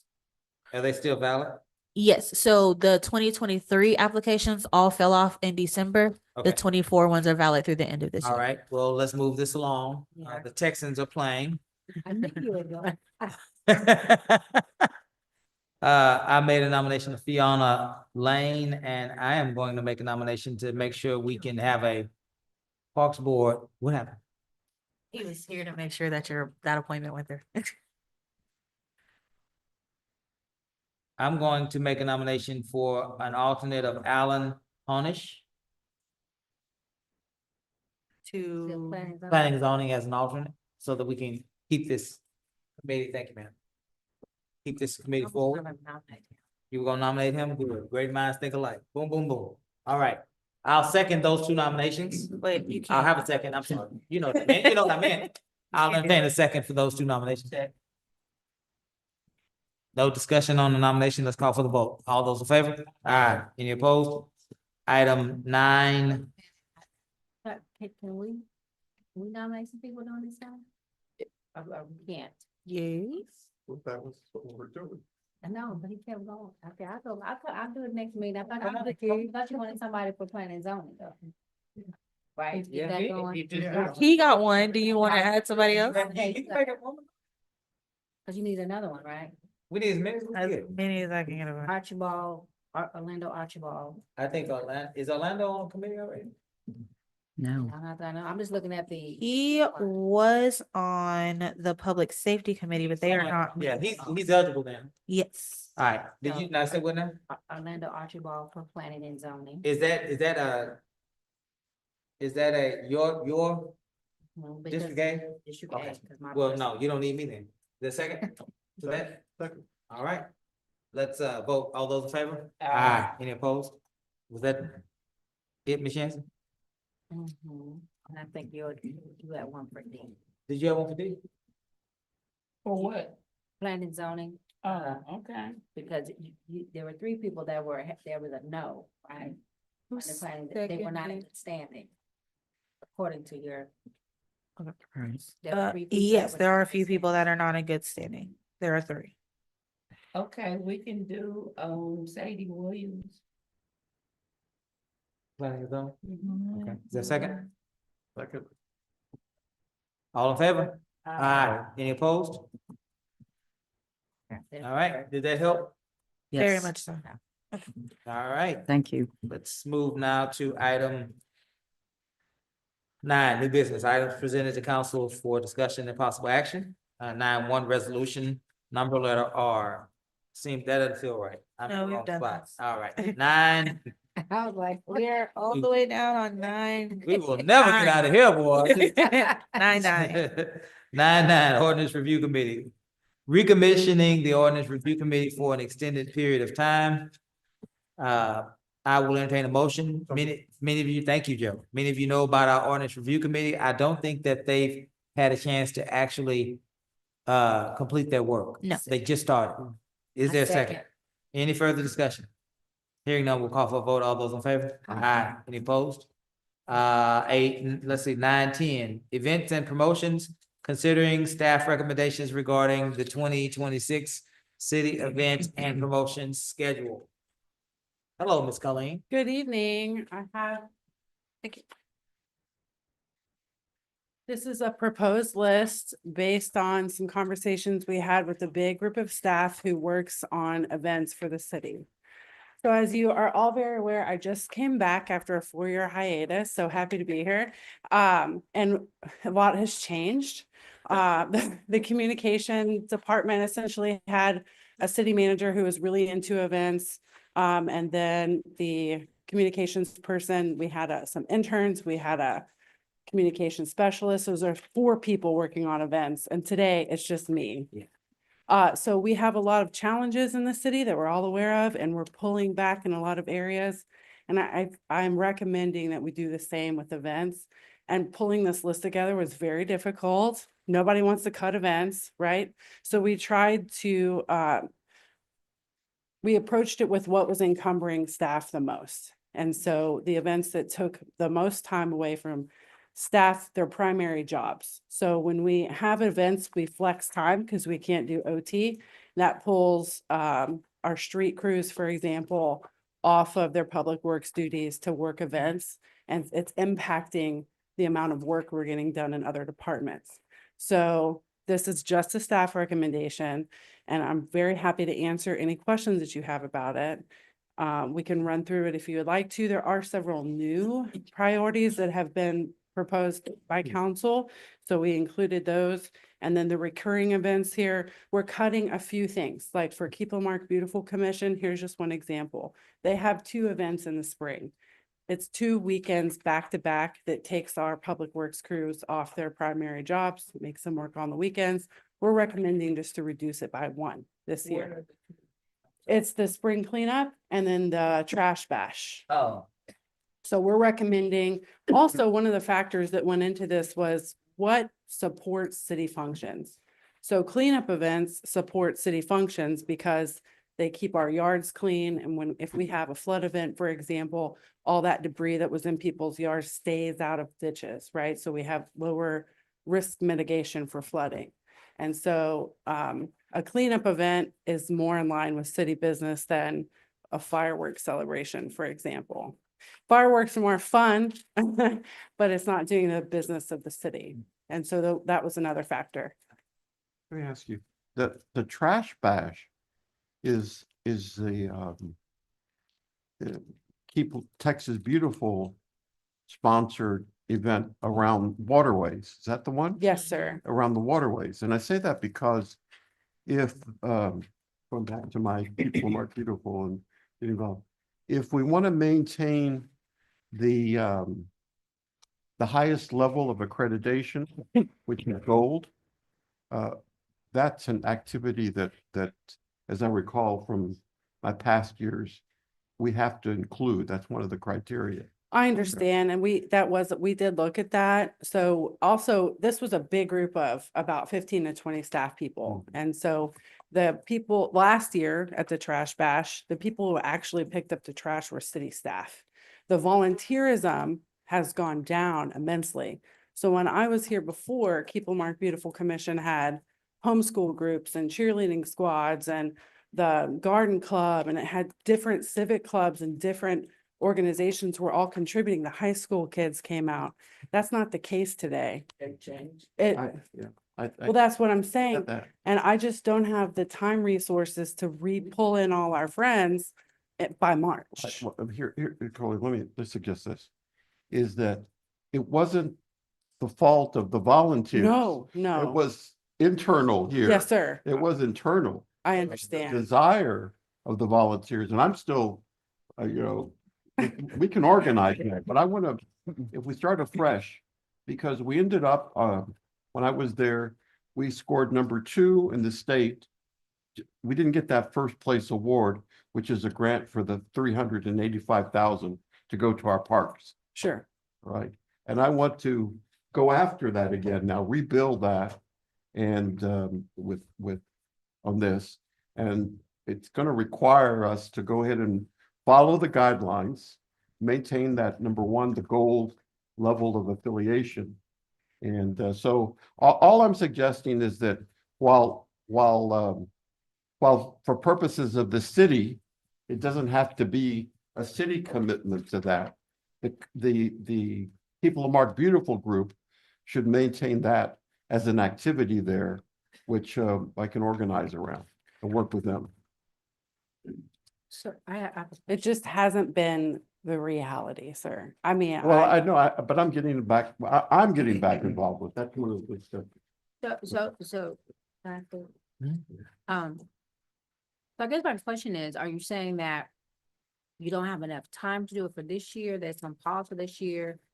By 27, we'll be ready to rock and roll. I hope so. Yeah, that's the plan. And I will also mention that and visiting with the other departments, the fire department usually does a prescribed burn each year, and they're planning to do that. It's not concrete. Nothing on here is concrete, but they're planning to do it at Highland Bayou Park. So Highland Bayou Park, excuse me, McGaffey Highland Bayou Park will be cleaned. And we will be focusing on that waterway. If you'll recall, we did the burn out there before, and then it allowed the cleanup to really be impactful.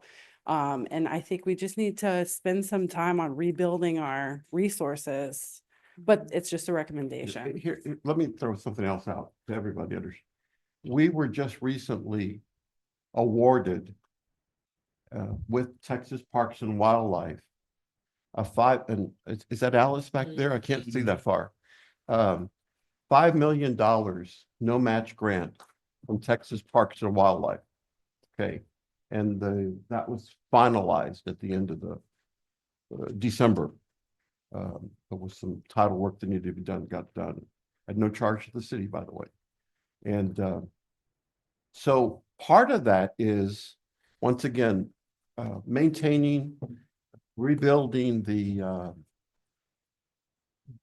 I'm actually saying it wrong. Like the shoreline. It's the shoreline, maintaining the shoreline there, which is part of the trash bash, right? The waterways as well too. All I'm suggesting is that, and working with Alice too, we can identify, I believe that there's some flexibility in the funding of that grant. If you identify certain needs on the city side, on the financial cost, that we can look at that from the grant side. It's not gonna cost the city anything. It would be overtime, and we're not, I mean, that's. And I'm not, here's my confusion, Pauline, actually, here's my confusion. We used to do this without, you were the only one there. We didn't do it with any. No, sir. No. When we first started, even before you came aboard, we were doing this, and there was not city staff out there. We were out there. We did organize. It was Habitat for Humanity out there and others. So we reached out and had these relationships out there. And something as small as the trash bash, which is small.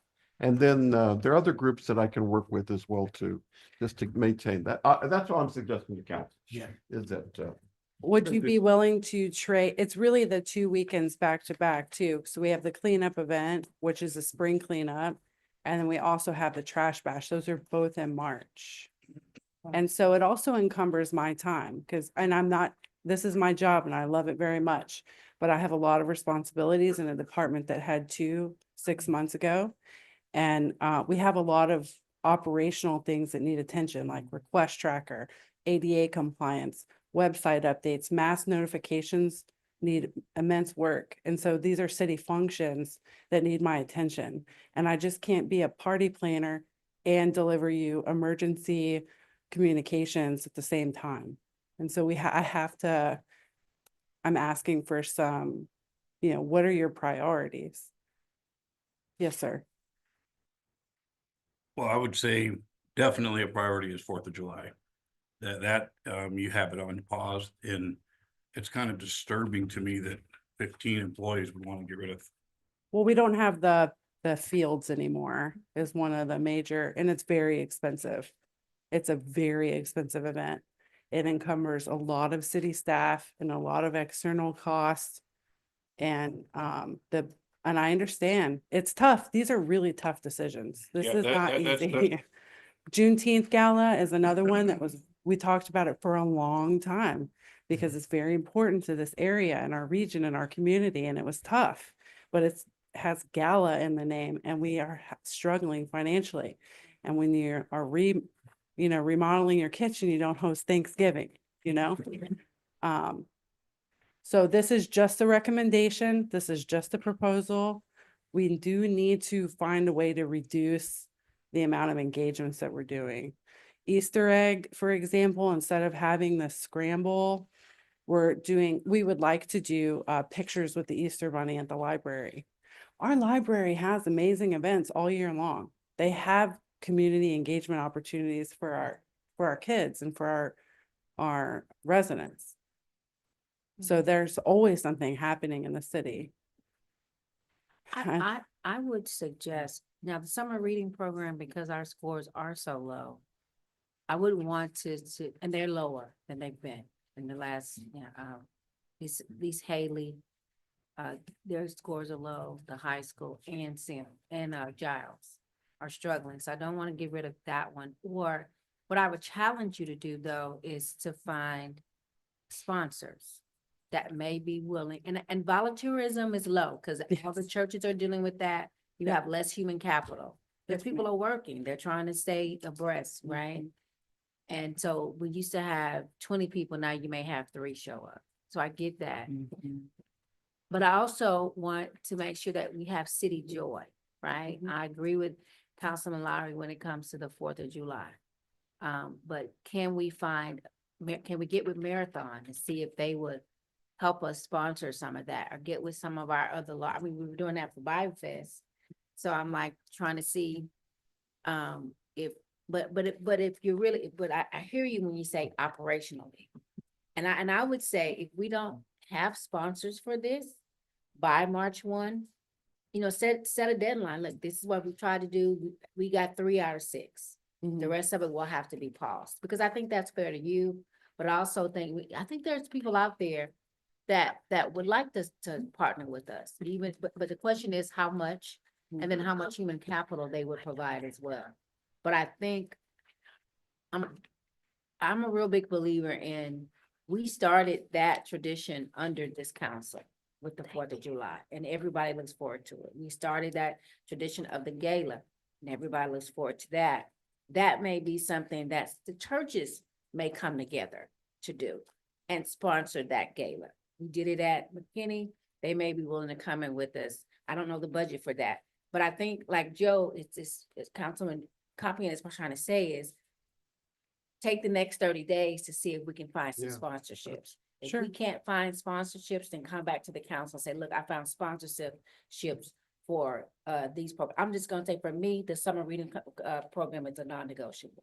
Because I really think you can find a tutoring program or somebody that'll be willing to come in to do that, especially because our scores are low at our 3 feeder schools. Okay.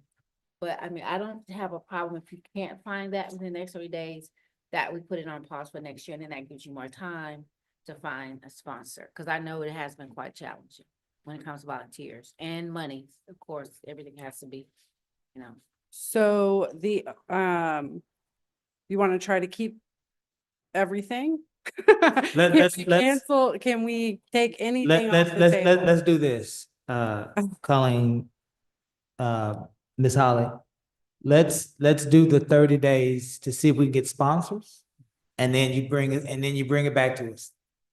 This is what I got. Okay. And then at that point, if it's not savable. Just pause. Yeah. It just pause. Yeah. It just pause.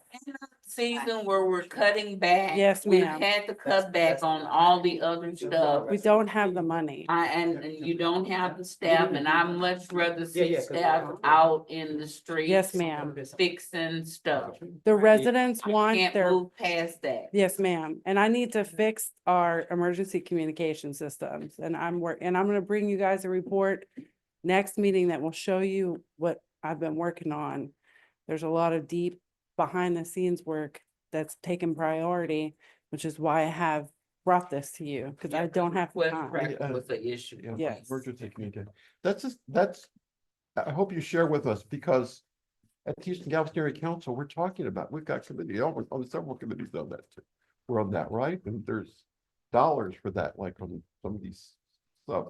So we need better interaction as you're back here with regard to that. But let me suggest, don't walk away with something, Mayor and I were just talking about this. One thing, the state of the city one, we don't need that, because Mayor presents that. We go to the Texas City Lamar. That one, so. Thank you. So if we can walk. Thank you. Thanks Yeah, for giving me one. the format actually changed. I think nowadays, and I know you probably hadn't been around this area. Been watching.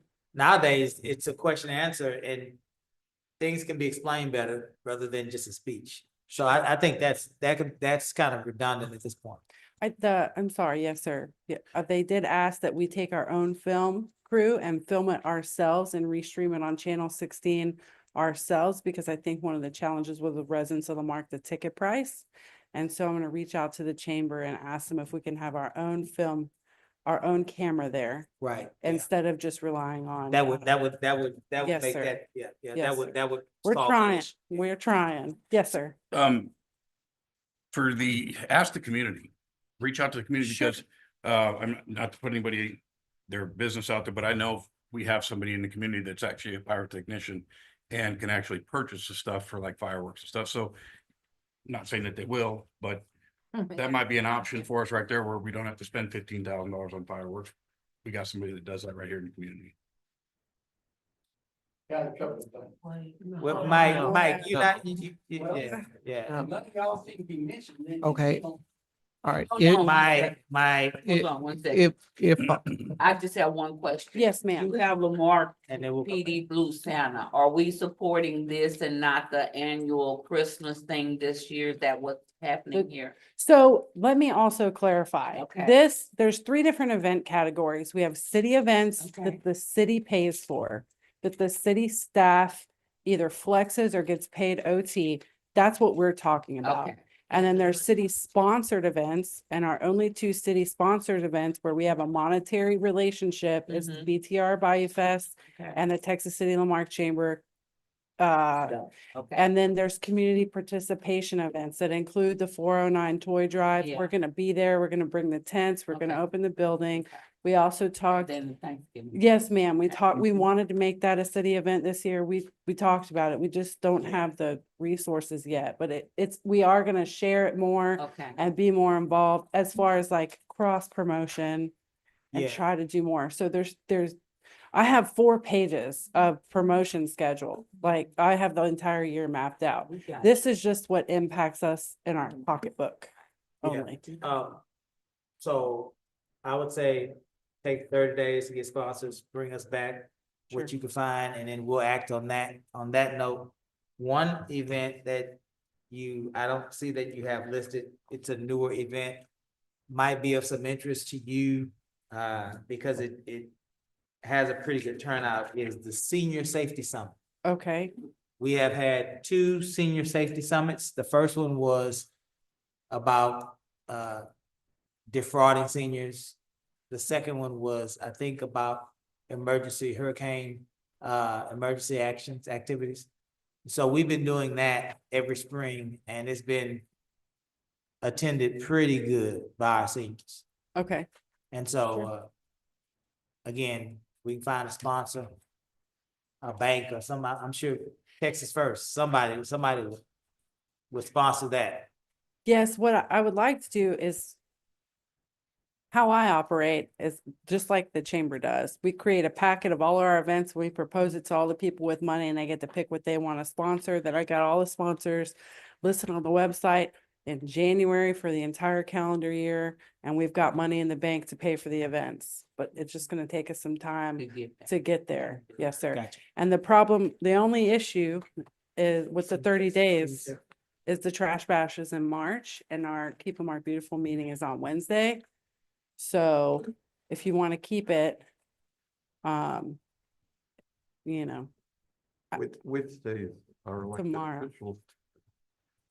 I'm sorry, Yes, Wednesday? our dinner. mayor and council. Oh, okay. So I'll be at the, Keep Lamarck Beautiful meeting on Wednesday to talk to them about some of these. I'll reach out to Lindsay. Okay, thank you. So you got. Okay, 30 days. Yeah. Bring back as many sponsorships as I can. And then we'll start cutting, and then that'll give us a chance to look at them, think about them, talk to our constituents about some of the different ones. So we'll Okay. be a little better equipped. And let me encourage the council to give her some sponsorship ideas, so she'll have something to work with. If you know some people, some persons or organizations that may want to sponsor, please let her know, so we can make it easier for you. Yes, ma'am. And I will create budgets for every event moving forward and we'll know who sponsored from the previous year and it'll be better moving forward. Well, I just gave Mayor one with your senior summit, Red Cross. We'll collaborate. Thank you, sir. on- Okay. On that one. That's up our alley. Any other questions for me on the events? No, ma'am. Okay, thank you all so much. Thank you. Item 8, 9/11/2026 holiday calendar, amending the 2026 holiday calendar. Human Resources.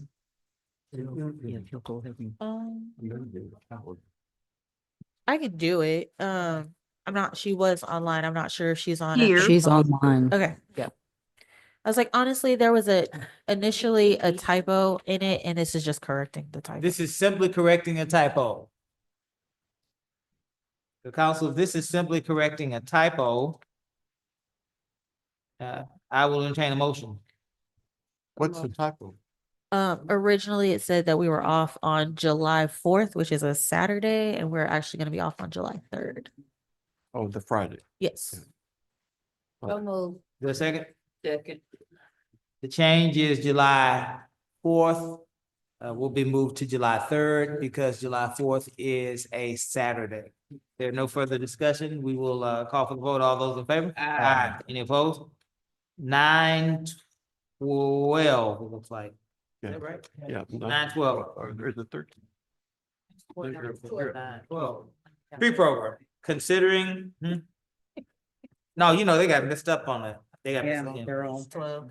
Oh, it's 12, it's 13. Tree program, considering implementation of a tree program in the city. Who wants to start that? I think you talked about it. I'll start it. So for years, I've heard Mr. Compion talk about the city needs an identity, different than kind of what's the identity. And I was looking at other cities. Lake City has stuff involving trees. Galveston has stuff involving trees. But Miss Hawley looked at stuff and there was different things attached to them. So what I was thinking, and we've done stuff for trees in the past. I know Loftus, this year drove like 4 hours to go get trees to bring them back to pass them out. So it's always been a successful event for the city. People have leaned into it. So we could do things like what I was thinking was oxygen cleaning trees. And there's a list of 15 of them. And we could also do like the top 15 fruit bearing trees for the area. But I think it gives the opportunity for the community, the garden club, KLMB, Parks Board, everybody to work together and clean our air, work together, get an identity, maybe fruit, maybe clean air. But yeah, that's my thoughts. Let me interject. And after Councilman Lowry mentioned this, there is a designation that cities have. Tree City USA. The Tree City USA, correct? Everyone And as that's something we could discuss both with parks and people who are beautiful both, is to seek that designation. And in seeking that designation, there are also some grant, match opportunities to help support that particular effort of acquiring. But if we strive for something, right, that designation, that's along the lines. If council has no objections, get some more information on this and come back and present a plan here with regard to that side. I know Ms. Griffin and I have also discussed with along with one. You guys may not remember this, but this was one of 3 discussions that we brought to or that we talked about on the Parks Board. We actually put it on the agenda and approved it, and then we did actually bring it to council. Caesar did, and we came before council, discussed it, and he came back to provide it in the city manager's update, and I don't think anybody asked for a discussion about it. So me and Ms. Holly have been talking about it, and I have shared the information about the Bird City and the Tree City certifications. And I don't know if you guys paid attention, but it is on here already. And I supported the agenda item because that's something that we have been talking about on the Parks Board for some time. And we have also designated an area at Mayhan Park where we want to place pecan and fruit trees. So what we have to keep in mind is that we don't necessarily rely on city staff at all. I don't think about them when I'm planning projects because I know that their priorities are somewhere else. So we have to keep that in mind when we're planning and moving forward. Our garden club is elderly. One of the projects they used to do was pick up trash over off of Delaney Clove, but they had to stop that because they were getting injured. So nobody's cleaning that area up anymore. They're not doing very much in their organization other than holding their monthly meetings and doing the little gardens that they have out in the area. So I'm looking forward to whatever Ms. Holly brings forward regarding the Bird City and Tree City certifications. Some of the things that we have to do is get those ordinances to the ordinance committee for them to review because we have very little ordinances concerning the birds. And we do have a lot of ordinances already concerning trees. I was sharing with Ms. Holly, we are already a bird city and tree city. We just never went through the certification process. So That's all I have.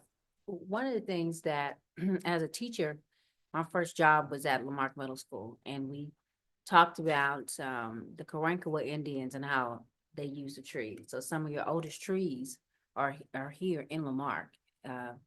So that'll be interesting to see. I think we'll probably pass that certification, but I know we approved it. That's why I said, I guess it never got done. No. And it's never. Okay. I said, I know it, I thought we had already approved it, but okay, so if we can just make sure it gets done this time, if the motion passes again this time. So what action are we taking? Is this the action? Is that the action that you're asking about? Yeah, Well, it was it was Joe and Joseph thing, and theirs was primarily about The tree. Tree program. the clean air, and I just wanted to add that to the conversation. Let's entertain a motion. I think what I heard you say, Mayor Pro Tem, is something to the effect of, or maybe you said that, Tanya, something to the effect of. Submitting something to the ordinance committee with regard to these designations. Well, I cut Miss tree Holly thing. off. She was getting ready to say something and I cut her off.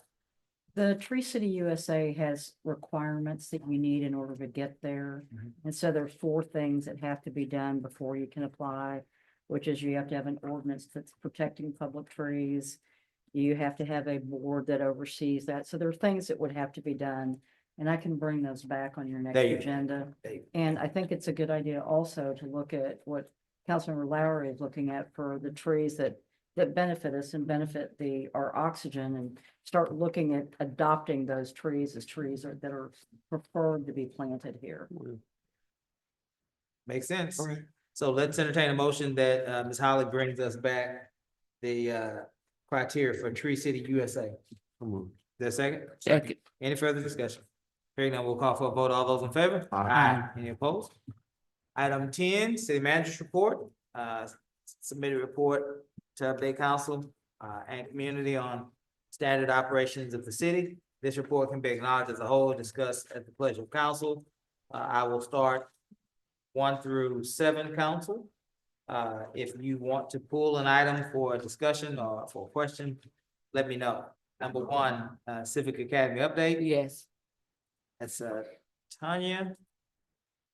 Number 2, Delaney Lift Station update. Grant, you ready? Yes. Number 3, Vision 2050. Yes.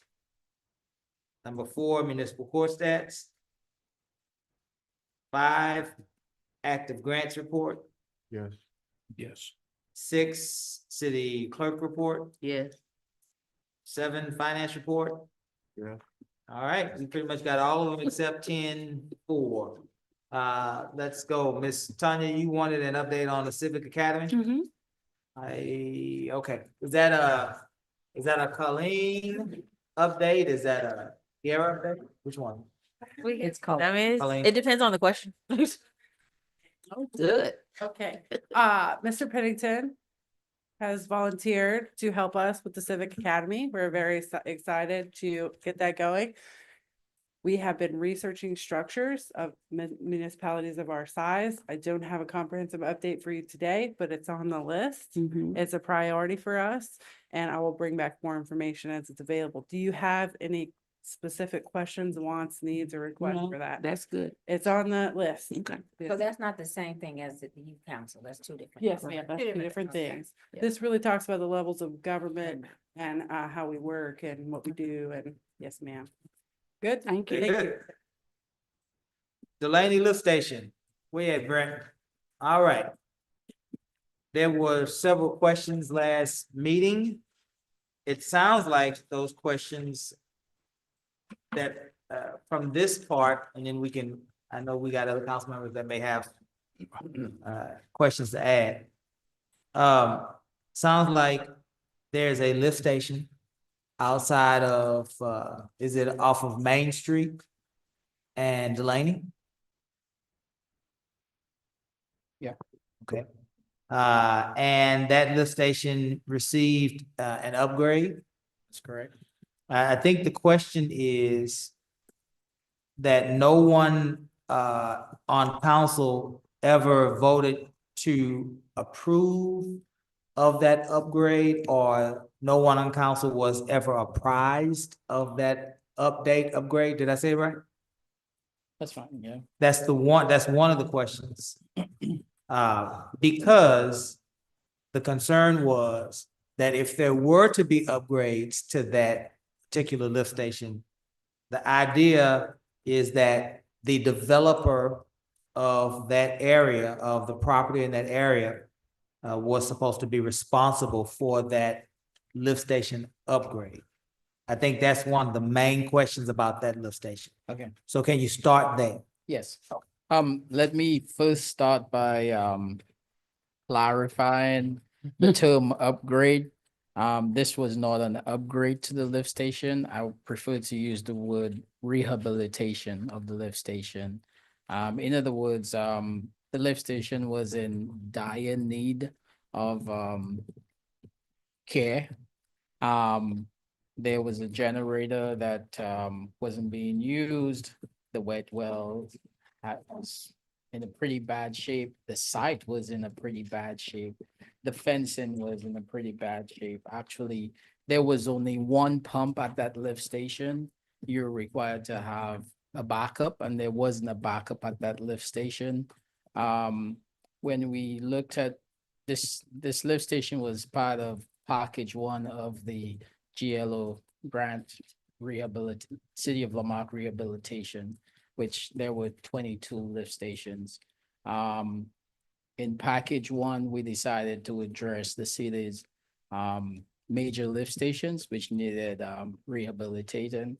And the lift stations in that package included Delaney, the lift station on 1764, and Volley lift station. These are the three major lift stations that the city owns and operates.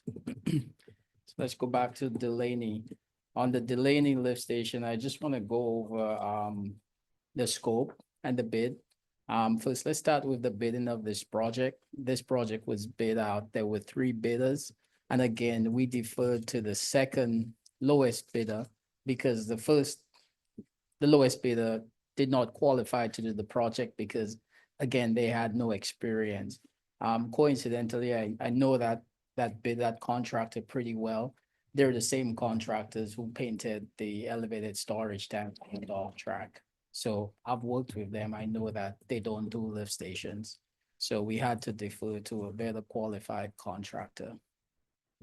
That lift station in particular, the base bid amount was 924,000, approximately. There wasn't the upgrades to the lift station, if you want to use the word upgrades, is we gave it a facelift and we rehabilitated the wet well. So we painted the walls.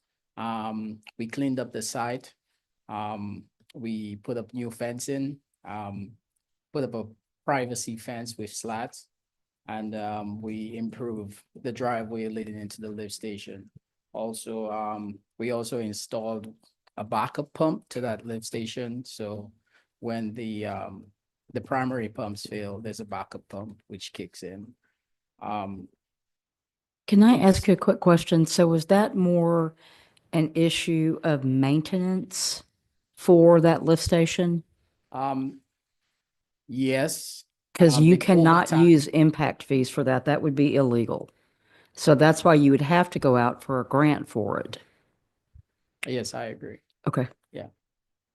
But again, that lift station over time had, and like several lift stations in the city had reached a point where they just needed to be rehabilitated. And we didn't want it to get to the point where the one pump failed and then, we can't operate that lift station. And that was recommended by city staff that these were the 3 lift stations that we needed to address at that point, because they were the 3 major lift stations of the city. Yeah. It's shown in your package as lift station 17. And so I think that's part of where the confusion is. 14. I kept- Is it's No, it's done by 17. It's numbers 17. It's rather always than been by 17. names. And so 17 is Delaney. And so if you look on mine, it's page 233 of 293. What Brent's saying is the non-qualified applicant was CFG Industries. Their base bid was 781. Southern Trenchless came in at 924. And then you had Branch Construction at 957. And the bid was issued to Southern Trenchless. And we could not have used impact fees or made the developer do that if it's a matter of not adding a capacity for what they needed. If you're really doing maintenance, you cannot require the developer to do that or use impact fees for that. And I also want to point out that in qualifying that lift station for rehabilitation, there was no discussion as to who's going to benefit from it, other than, the city's lift station needed to be rehabilitated. Yeah. So in my assessment of it, there was no discussion regarding providing capacity for a developer in particular. Gotcha. So we just used the existing capacity in the lift station. Essentially, we did not increase the capacity of the lift station. We just used, actually, the pumps do provide an increased capacity by default because they operate on what's called a pump curve. And the pump curve has a range within which we could operate. But that's not specifically to provide additional capacity for anyone in particular. Gotcha. Any further questions? Any more questions for Mr. Brent? Yeah, I guess it's just not sitting because I've had a lot of conflicting information on this from city manager previously, as well as the finance director. Curious what happened to the generator that was out there that was operational. And the $924,000 that you just referred, I was given a totally different number, about 4 times that from our previous finance director. Previous city manager has no idea how this project was procured or who bid on it or who was awarded to it. So how does our city manager not know how this project was done? I've asked for several years as a citizen and as an elected official for all of the documents surrounding this. It's never been given to me. Does anybody on council have any issues with me getting all of the information pertaining to the pump stations and lift stations over there on Trails of Woodhaven? Is there any issues with council for me getting that information from Ms. Hawley? I don't even think that's against the law. What do you? Can I get that information from you? We provided it to you, I thought recently, but yeah, if you need it again, I'm happy to do that. Yeah, because it's not adding up with So I previous records I that I've just been want to given. point out that this lift station is, I heard Trails of Woodhaven. This is not Trails of Woodhaven lift station. This is a totally different. I just want to. So then when we're talking about different, I'm talking about the one that sits in front of Trails of Woodhaven. I was referred to that as, that was Delaney Cove. Is that the one on the Okay, corner I'm so of Delaney and Main? Just before Public Works, right there. That's the only lift No. station there. It's what's right on the corner right with Trails of Woodhaven. Yeah. Is there a Delaney Cove that's lift station 19 and then Delaney? That's is- correct. that's There's 17. two lift It's two stations. separate lift stations. Yeah, so this is Delaney Lift Station, which belongs to the city. Trails of Woodhaven, this is not the lift station. That's the one I'm referring to. I've been trying to get that. Is there a different, It wasn't part of this package. We did not do any work on that lift. is station. there a different lift station that feeds or serves Trails of Woodhavens? I'm not sure at this point. It's all brand new Which one? over by Trails Woodhaven. It's about a year old. Is Shannon here? No, It's he's not. not. Oh. Let me just pull up Yeah. a picture and Yeah, let's do this. Take your time, Brent. Well, don't take your time, but you get my point. While you're doing that, do you need time or, oh, here you go. Okay, never mind. I really want to clarify.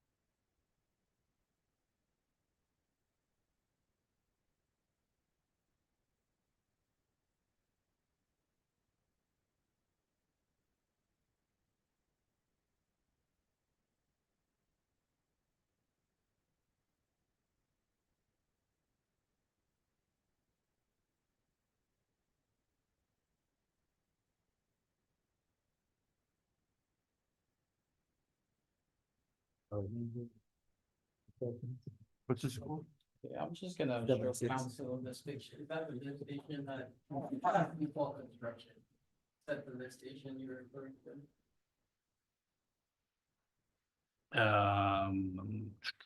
I believe so. Yeah. I'm trying to find my Yeah, picture let me too. find the I have the picture of it post being done. construction. Wow.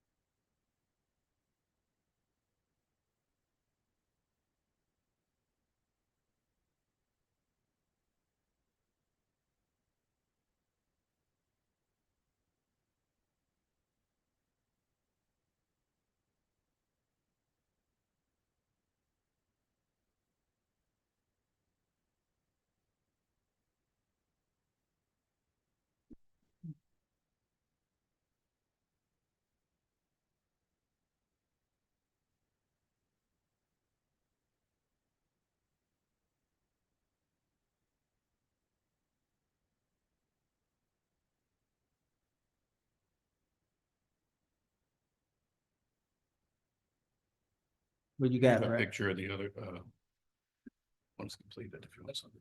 Yeah, you.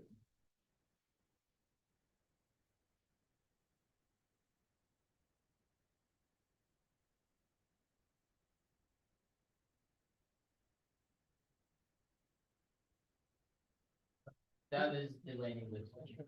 That's the same one we were talking about. This is not trails that we're there. So the lift station that we've just been talking about is the same one that he just showed you? Yes. that is- So that's the one that's the one that was 924K. That's the one that had a facelift, painted walls, that's- new fencing. There's three posts in that picture. Yeah. Yeah. That looks like Voldy. It's the same. Oh, Box. No. That's why. So the same one that was in question is the one that's 924,000? That's not trails. Yes. Okay, We well- both have the same lift station. Okay, And that So- lift station is the Delaney lift station, which is lift station number 17. 17. So it got a facelift, painted walls, new fencing, a new driveway. It got a backup pump added to it. There were 3 bidders. The first bid was thrown out because the business was not experienced. The second bid was Southern Trenchless. They won the bid. And this was a rehabilitation because it was in dire need of care with one pump and no backup. That's correct. All right. So until we have more information on a different lift station, this is the question that we've got to answer tonight. Okay. A question, Brent, or Alice may know this too, but this is more maybe the other group, what Brent works.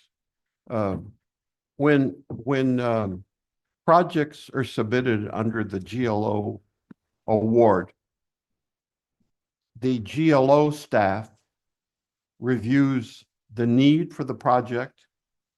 Is it consistent with the grant award? Is the amount being spent inconsistent or outside of normal expenditures associated with this type of project? And do they get involved in any way, shape, or form with the qualifications of the contractors? Or is that just simply a city?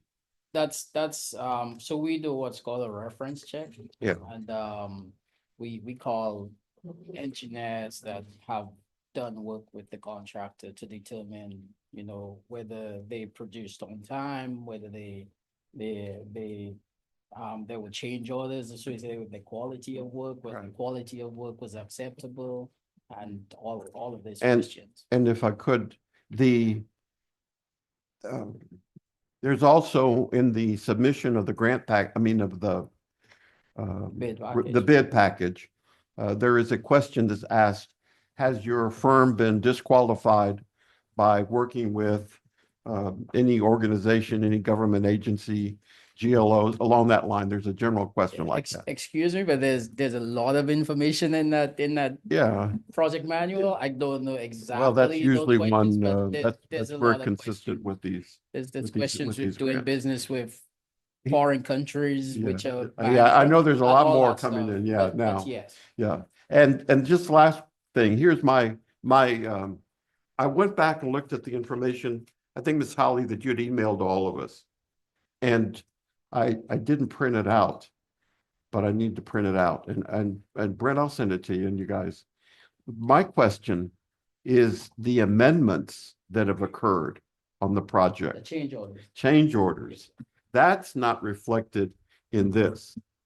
That's not reflected in this. Yeah. The change, and they were in the information that you sent out. I could kind of summarize. Yeah. There were several change orders on this project.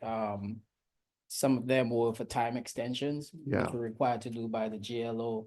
On the 1764 lift station, for instance, when we cleaned it and emptied it and we started blasting the pipe in, we realized that there were holes appearing in the piping, and then we had to do a change order to replace that. The slats, because we thought it would be better to put the slats in the fence to provide privacy. There were things that we encountered during the construction phase that we think that the city would benefit better from, and these were these change orders. And then there's another, the last change order was to address lift station number 1, which is on Bayou and Scott. So that was the last change order that we did. Okay. And those changes were incorporated, Mr. Lowry, in that email that we'd previously received on this from last month, I believe. I believe it was last month on that. So I'm taking this and going back and looking at the change orders to combine the numbers. Okay. I'll take a greater look, but thank you. Thank you, Brent. Did you have something else? Yeah, so the expansion, the generator, adding the lift station, adding the concrete, adding the fence, the whole expansion, everything was 924,000. Everything that was done out there. That was the base bid. The Yes. base bid was 924. That's before any of the changes. But the complete project is more than 924. What's the total project for that? I don't have that number there, but I have some of the scope of the changes. We added fencing slats. That was change order number 5. We added a plug valve on the backup pump. We did the driveway, backflow preventer, hose babe, and we added a canopy. that was the scope. I don't have the pricing for all of them. Could I you mean, get that so that we could yeah, I provide could- it out? I could pull it up. Yeah. Okay, It's in thank that- you. I was looking for it. Yeah, I It's have in- those. Okay. It's just gonna take me a I'll little send it. bit of time to Okay. go through it. If you can just send it to me, then I'll Yeah. distribute to council. Ms. Holly, yeah, I say, like I say, email it and then we'll put that on the city manager's report for next. And next keep week. in mind that some of these changes, they were across the 3 lift stations, so you wouldn't necessarily see an individual price for that lift station, but there was some change orders that incorporated all 3 lift stations, like the plug valves, because we had the same system. If we applied it to Delaney, we thought it would be best to do it for all 3 because it's the same system. Yeah. So, that and, the driveway, when we were done, we thought the lift station looked great and we just thought, the city would benefit from fixing that apron coming into the lift station. So these were some of the things. Again, Ms. Holly, I'd like to see where that operational generator went. That came out of that lift station. And And just on that generator, I know that, I think the public works director had instructed the contractor to move that generator to another city site. So that's what we instructed the contractor to do. So it's somewhere at another city facility.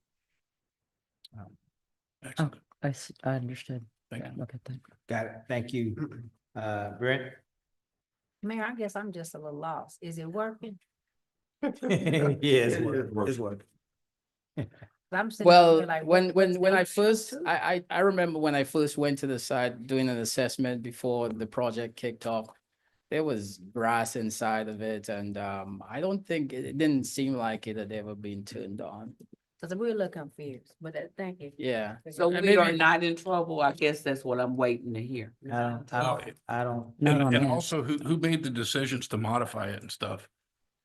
Well, it's so the generator was I think it was a gas powered generator, maybe, I can't remember. Typically, the whole system was it was, I think, previous administration had determined that that was the system that was gonna go at that lift station. These were the pumps that were gonna go there. So, I mean, it was already decided before my time. Thank you. Anything else? Anybody else? Thank you, Brent. That's it. Mm-hmm. Thank you, sir. You're welcome. 10-3, Vision 2050. Was that you? Yes, I had a question. All right, go ahead. Let me pull that up real quick. And it's a long document. I'm gonna preface by saying I haven't read it all. And with my highlighter and stuff. But this is a question I have for council as a whole. Some of the photographs. I printed it out, Joe, if you wanna. Well, I can find it real quick here. One of the things in terms of Lamarque is the vision of the community. And well, our focus here is naturally Lamarque schools. But my question is, we also encompass the Hitchcock and the Santa Fe schools. And if you talk to realtors, those are actually some of the marketing points that they use in terms of Lamarque, that we've got that ability to look at the different districts and the changes there. So but that was my initial number one item is we're not all just in the Texas City Independent School District, that we're represented by other school districts within the city of Lamarque, including Dickinson. Are we, Miss Yancey? We have a little bit of Dickinson. Including Dickinson? Like 2 street. And Dickinson. So actually it's a total of 4 districts. And somehow the statement vision didn't reflect that in terms of the information that's included. This is a draft or is this the final plan? I believe this is final plan. This is the final? And we told them to make that correction. I thought so too. We told them. Yeah. All right. Exactly. We actually have 5. Yeah, let's see if we can get that in there. That it, Joe? Yes, sir, that was all. All right, 10-5, active grants report. Who was that? Myself, That's you? All right, Joe. active grants. On, let me pull that up here. And and it's broken down here, the active grants. Our Mahan Park boat ramp, that is complete, correct? Almost. Almost? Okay. And because it is being used, by the way, I drove out there and I saw the number of people out there. I do have a question. The Living Communities Grant, what is that for? You might know? How much is it? The 40,000 Living Communities Grant? Oh, is that, I thought, Is that that's for the the voter HVAC, that's what I voter thought. registration? No, that is the. Oh, I know what that is, yeah. Yeah, the livable center, and I just got an email about it the other day. It was just a random email, like. I one of thought their it was main called emails. Living Cities or something like Yeah, that. it's Not the- cities. It was living community. How you brought that? I know, I did bring it, but I, Livable center is a livable center project. so what work is being done on that? Nothing yet. HGAC hadn't started. HGAC actually does this project. HVAC sent us an email that says that they're gonna bid that project out Yeah. in this March. In March? Yes. Okay. And what was the scope of work for that? What is that intended to do? It's a study. I'm really not sure. I wrote the application just telling them about us, but it's Totally. Education related, usually for underserved communities, they have those like previous. It researches one specific area. Yeah. It's sort of like what we did for downtown, but it'll be in a specific area of Marque, and they'll look at, local transportation, by bike, by car, by public transportation, bus, et cetera. Try to make improvements in that area. It also has pedestrian safety and parking improvements. And then that, after the study, there's funding available. That's what I thought too. There's funds, yes. And just by way of information, FYI, is it February, Ms. Griffin, or March? We're going to be receiving as part of this recognition for our park. February. February. Oh, you have it there. Yeah. That will be as part of that was the extension of the Mayhem boat ramp Okay. project. Well, if you want to start there, I was gonna ask where y'all want to start. We received 3 certificates of recognition from Was HGAC. Is there something that you all supposed to be passing down? It's Yeah. not, it's not record. Oh, I'm sorry. I didn't see that. Sorry. No, you're fine. We got for the 2025 HGAC Parks and Natural Areas Award in Planning and Policy, the Sensory Arts in the Park, Sensory Sidewalk won the planning. The Highland Bayou All-Inclusive Playground won projects under 500,000, and Mahan Park won projects over 500,000. So that's 3 awards, and it is February 6th, I believe. That I forwarded y'all the email, but I think it's February 6th. They have the awards ceremony for that. So to add to that list. Let's see. We did get if you look on the sheet that I just passed around, we won the GOMISA. I know Mayor Pro Tem earlier said that it was Texas Parks. It's through the GLO actually. GLO. Yes, sir. GOMISA, I can't remember. It's like Gulf Coast. The acronym for it's for a really long name, but it's for coastal restoration. So what I call the pond at Highland Bayou, I know you call it the pond too, but the erosion's horrible. Like basically the slabs where the picnic tables are, half of them do not have ground under them. So they're going to come in. They've let us, this was about a 3-year project. 3 years, it took us a long time to get all this taken care of, but it's normally a planning the first round. They're letting us split it into planning and construction because it's so bad at the pond. So they're gonna go down, because if you're looking overhead, the right side and the bottom of the pond and build new shorelines there. So it'll come down to the GLO telling us what type, but it will be, living shorelines have to come into play and certain things like that, but to make it work, to keep it from eroding again. So that's that. And then also from the planning side, we're gonna look at, and again, this is just putting a plan together. Connecting Mahan and Highland Bayou through a boardwalk, and boardwalks throughout the marshlands that are currently not utilized. New bird, I'm talking about the bird sanctuaries or whatever. So, and then some parking for the boardwalk. So it's 5 million, no match. If it wasn't for Mayor Pro Tem, we'd have had to get this. He ended up calling a friend. We needed a title search done.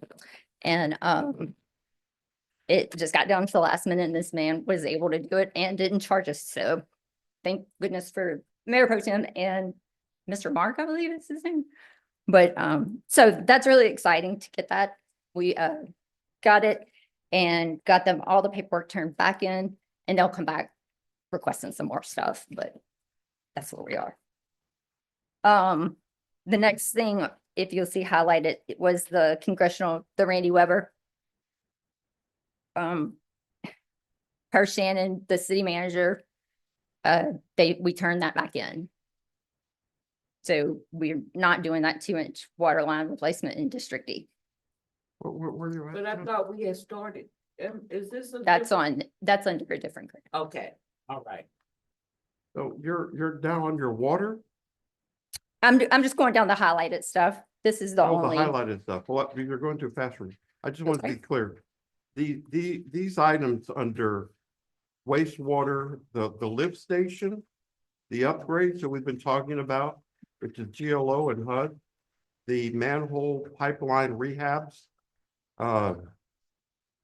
the portion of the city's portion, just to be clear, is funded from certificates of obligations than in the past, correct? Is that And- reading that accurately? Unless Miss Holly and them have changed that, that's how it was. Okay. But once again, that's not coming from our city reserve in any way. Coming Correct. From certificates of obligation, we've committed. Okay. And The only problem that we've had is those funds have been spent more than once. So there's not enough money, like particularly if you look at the wastewater treatment plant, Mhm. there isn't $490,000 remaining in the 2020 CO. So Worth is having to pull more rabbits out of his hat because there's not, that match was not ever actually set aside. So we're working through that. Okay. And when does that do? When does that match do? Do you remember Worth? Well, we have to start paying, we'll pay it each time that they do draws. Okay. So Probably each lift. Can you find out what that schedule, when it's? due? Yep. That was the 40 million you were talking about earlier, Ms. Gadsby, right? 49 million total, Well, I total guess project, 49 million. when it says 490, and that's Yeah. our The match. city part. Yeah. Mhm. that's the part that has some. What's the match. score, Mayor? And What's the score of the game? West Lawn, that work has been completed as well? Correct. Okay, West Lawn's completed. That's on the Mary Lane? Yes, Mary Lane? Melody. Mary Melody. Bitches. The The Southwest Management Plan. Stormwater management plan, we just did a time extension on. I'm not sure the completion date. Attica's doing it, but they asked for an extension, so we did a time extension with Tatum. But Grant Works is Mm. submitted the application for those. Correct. Okay. Den's doing the plan itself, so it's All right. just a plan. And then the HUD pipeline. That's Wisteria. And that Wisteria. is pretty That much done. Wisteria on District A, right? D. Wisteria? Huh? D. B was jury? I thought that was, there was some work that was done on Camp Circle. Where did that come from? That money come from? Remember there was some improvements? Yeah, but that happened. Camp Circle had some flooding? No? That was in 2022. Okay. And then the congressional earmark, how much was that? It was, I stapled y'all's a packet together. The next page, it was $2 million. The city share was 400,000. I cannot find the exact street name that was supposed to happen. It was District D, areas 6, 7, and 11. I know Wisteria, I think, was part of it. Yeah, so, but that we had till 2038 to expend it, but so that was, that's a question from Ms. Holly. I'm just the messenger. To 2038? Was it that's how long we had to expend it, but Are you sure about the 20? That's- 38? Am I hearing that right? 38? the last, the sample contract they sent us, that's what it had. We never got to a real contract with it. The previous public works director had kind of tied up the system. It was a big mess we were dealing with trying to get it untied. And Ms. Holly, you didn't accept it or what was it? I'll have to look and see. I'm not aware of that one.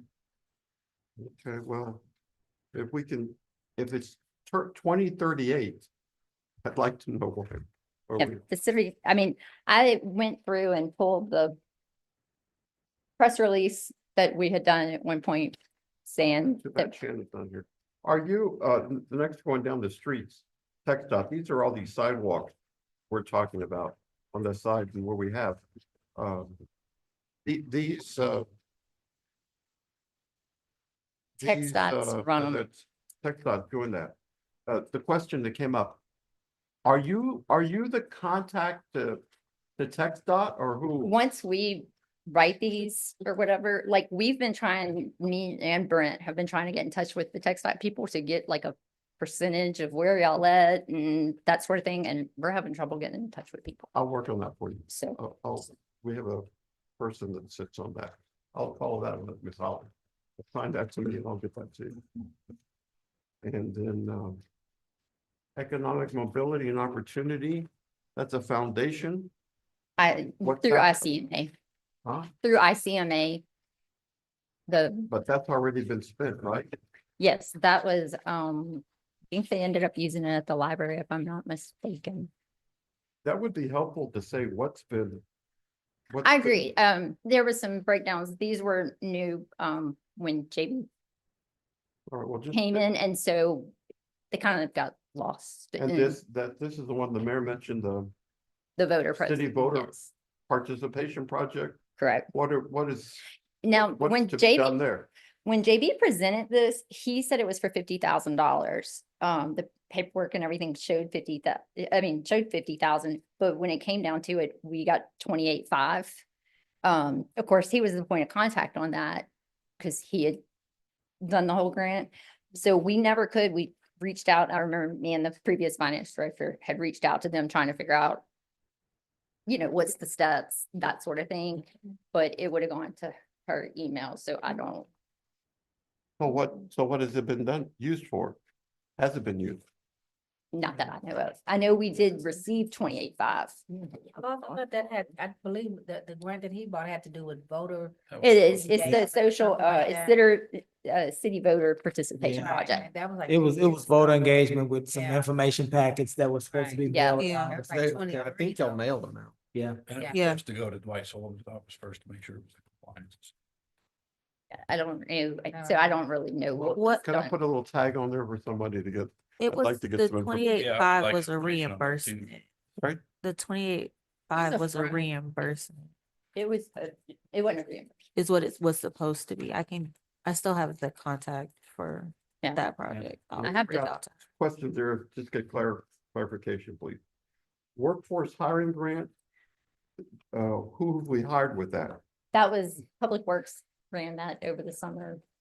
Amanda and, Shannon, I guess, or whatever, they've completed that. Yeah. The keep, I know this one came up at the keep the Coca-Cola stuff. Um, And those are the waste cans and stuff. the that- recycling Recycling. at uh, Mahan and 20, Kind of- there's 20,000 for the youth council. That's good. correct. And again, I think that went to the library. You see, here's the Livable Centers Project, 250. Right. And this is Living, I knew there was a different, the Living Centers Project is the one I'm familiar with. I still don't know what this Living Communities is.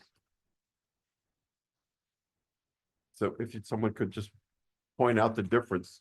HGAC is Living Centers, Livable centers. Livable Centers, but then there's Livable Communities over here of 40,000. You're talking about, that's AARP.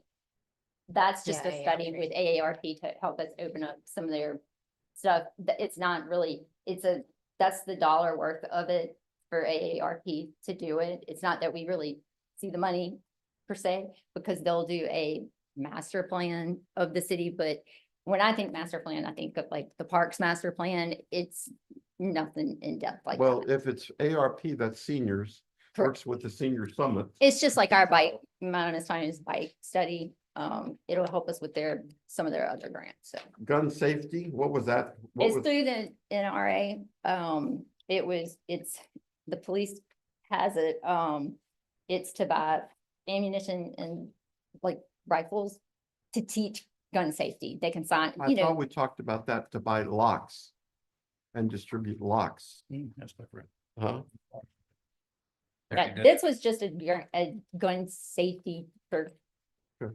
So, I mean, we've had a long time. I've actually got to talk to you about it. Just Okay. see where they And are. public safety or cops grant.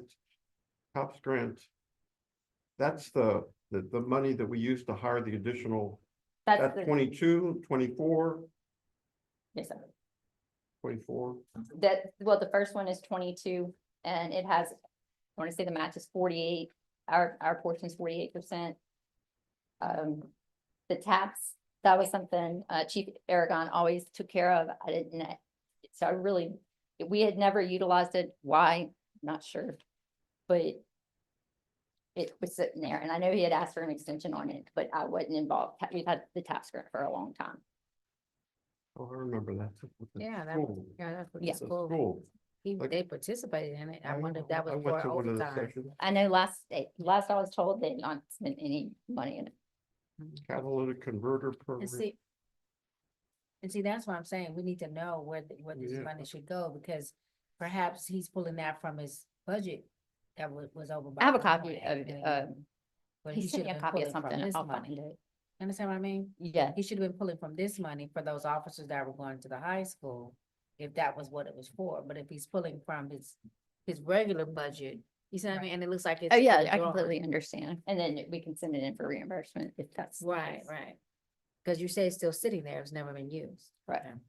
Why did we return 100,000 on a no match grant for Uh, police? We returned fire 80, equipment? we returned 86 of the 100,000. It was just, there was multiple things. One thing was the SWIC, which is, it's a certification that we have to have. It's like, I don't know what it stands for actually, but it's communication certification for the videos. And I think it has to, we're working on it, but you deal with the county and they help this and that. And then they, but I think they had, Galveston had turnover, the lady who was handling it. And so it just, there was nothing we could do. So I mean, that had to be returned, and the cops grant hiring. we were Well, also awarded the cops grant, FY26 for 4 more officers for 500,000. And, but Miss Holly chose to return that. We're returning 500,000. Yes, I spoke with the police chief. We did not have places for the officers. He was not comfortable with the decision. He had not asked for the grant, and so with the chief, he said that we could not accept that grant right now, and we didn't have any of the match to pay for the additional officers. It was a 5-year, we had till 2030 to extend it, but that's just. Hmm. So that is, and that's all on a separate breakout page on the, talking about those couple of grants that we just talked about. If you go to the last page, I guess it's good news. We've been working on, well, I've been working on snowstorm theory since January. It had gotten dropped by the previous finance director and they called me out of the blue and we weren't going to get any of the money because it had gone by so long. But I have been able to get over 600,000 from them now. So I got the final, final okay last week saying we will get 487 for the contract work, and then 110 from overtime, labor, stuff like that. The 30,000 on management cost is coming, which is just my time, whomever time to put everything together. Then in Barrel, we have 1.1 coming in debris. We will have approximately an additional, have to do an amendment for an additional 300,000. And that will be for the waste management containers that we had brought in for them to, you know, for individuals to do their stuff. Then the $5,000 for the Highland Bayou Park pavilions from Barrel. You'll be getting deposits for almost for 64.5 for the FY24 COPS grant. FY22, you'll be getting 41.5. Rural and small communities, you'll be getting 34. And then Lone Star, the 15,808 that we did. We're waiting on one invoice to get paid to close out the boat ramp. We did come in under $60,000 under budget overall on that program. So that was good. Or on that project. And then I just found out last week that we still had Harvey projects open. Had no idea. They just called me out of the blue. So that's about $27,000, 27,429. So I sent them the documents they needed over the weekend. But hopefully we'll be getting that. I had no idea that we still had Harvey. Let me ask if anyone can answer this, if we know, but I'm probably assuming this. These reimbursements, this is when I first joined council, that winter storm, Uri. And that was, we had a previous finance director here and I'd encouraged her to apply, and we got some, and then and we're just getting reimbursed for that. But certainly the work that we have here, these reimbursements, was money that was already paid out probably from our, I guess from our pool fund, apparently. Yeah. Correct? You think? Yeah. Yeah. So my question, council and mayor, as an agenda item, if we could discuss bringing back with regard to giving some guidance to us to start reestablishing our disaster fund. When we get monies in, is it appropriate to go ahead and designate them as our disaster? Yeah. And that way we can make it official. I'm sorry. My turn. Just saying that on this. So I've been on the council long enough now that I remember we had a disaster fund when I first came. And so I believe it was our new city manager that pulled it together. So I'm kind of seeing some back and forth, and I guess I like best practices, right? So I'm just trying to see what is the best practices, because I've seen it one way under Susie. I saw it another way under Cesar. So I'm just trying to see, Ms. Holly, I'm just trying to see what is the best practice way, because when I first came on council in 21, we had a disaster fund. I think we had about $1 million in it. And you've been here since 2018, correct? Right. So I just want to make sure, because I'm excited, but I wanted to make it easy. It just seems a little fractured. Yeah, I mean, the 2021, the snowstorm money, we weren't even going to get. No, nobody I'm even not talking knew. about. But I'm saying that can go towards disaster fund. It can go, you know, I mean, if we're 2 million short, this came out to write it. That's why I hand wrote it, because I forgot to put the total on y'all. I guess what I'm saying, Holly, is this. Now that we have, and I get some work, now that we have $1 million finance software that we've implemented, surely it's got to be easier to put all of this in that system so that we can see it in real time. So that people won't call the television stations with some untruths here. Because it seems like she's gathering this money here. And there's money here, and I'm like, but it's all to the Lamarque monies.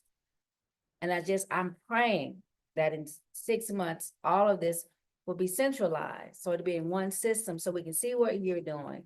What are not, because in fairness, former Councilman Osteen pretty much said it could be confusing with all of these different grants. Meaning we want grants, me and Joe were real big on buying the extra money where we don't have to pay back. We've done that now, but it just seems a little confusing.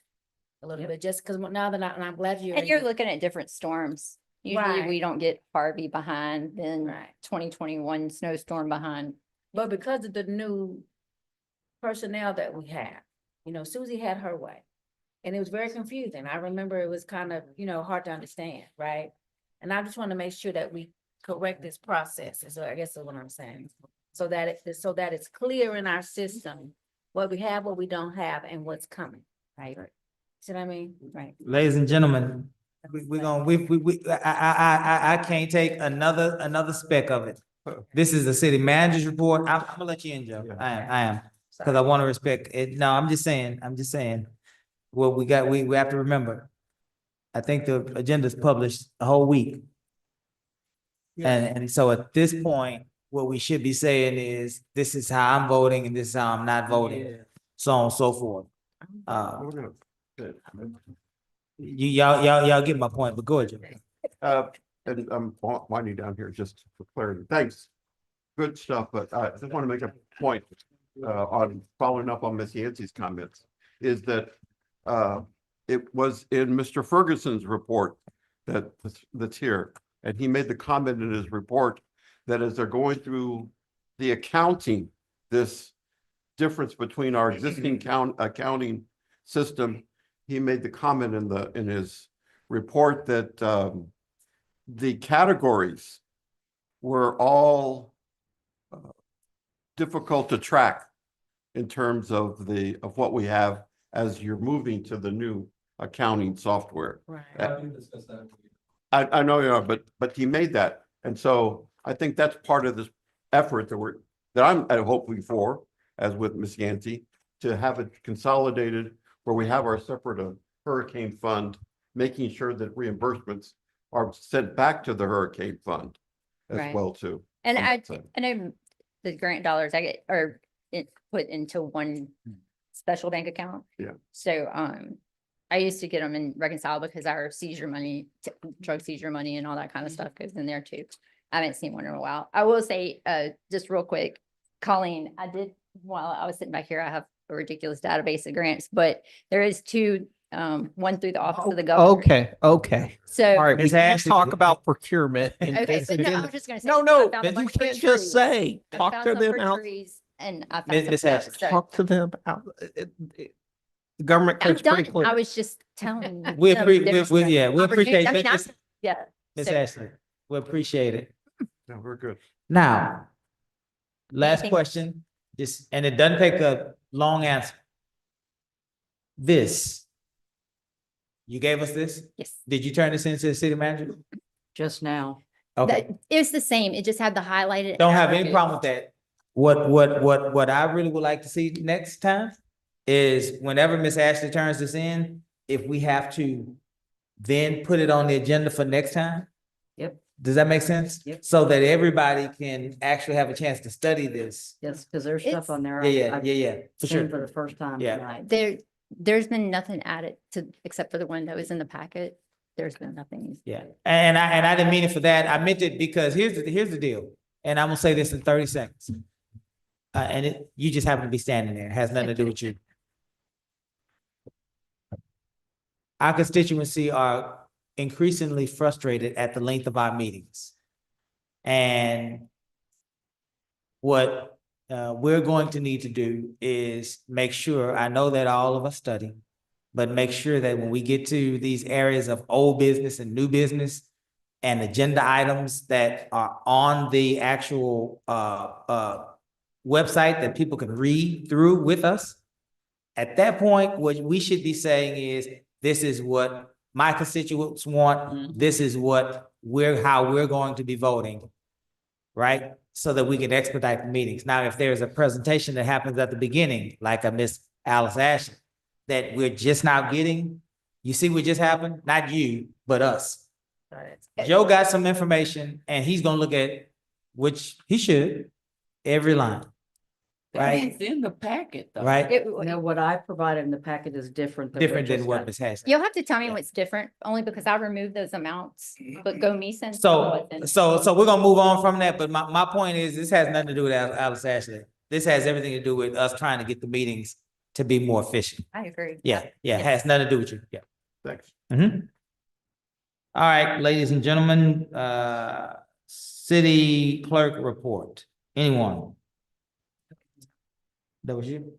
I'm sorry, what? City clerk report, I passed. you passed, did you need to clarify anything tonight? Not.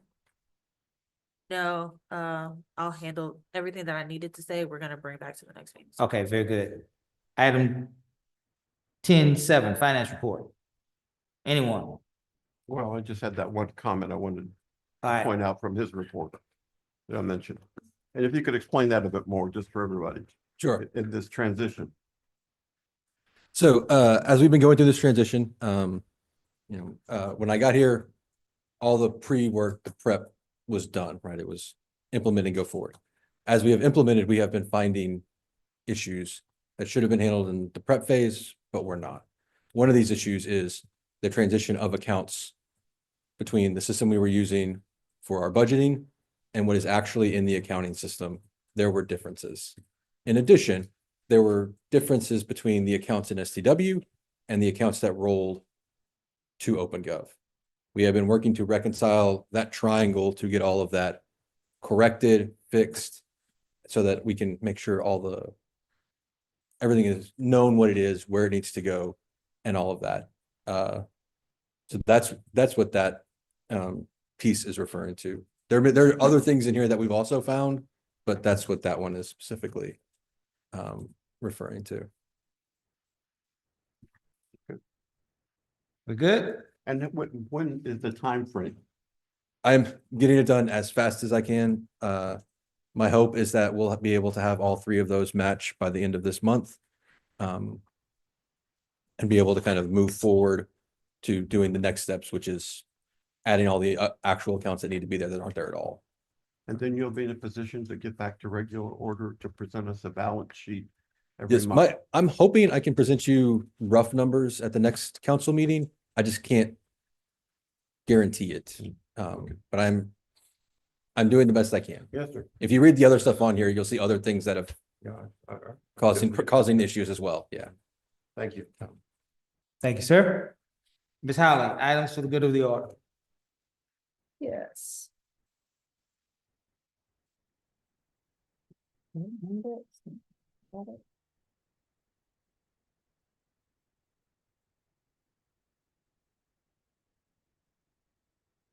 So city offices are going to be closed on Martin Luther King this coming Monday, January 19th. We'll reopen on Tuesday, January 20th. We are honored to be part of the 2026 MLK Parade and celebrations on January 19th. The lineup will begin at 8:30 at the Lamarque High School. And there's a program immediately following the parade at the Greater Belle Zion Missionary Baptist Church in Texas City. So if you want to contact Nikisha Paul or Constable Derek Rose, they can provide more information. We've had 34 applications for the chief of police, and we've got several really good candidates, and we will start interviews probably either later this week or early next week. We have Arts in the Park Sensory Sidewalk Project. It was selected to receive a certificate of recognition from the 2025 HGAC Parks and Natural Areas Awards in Planning and Policy category.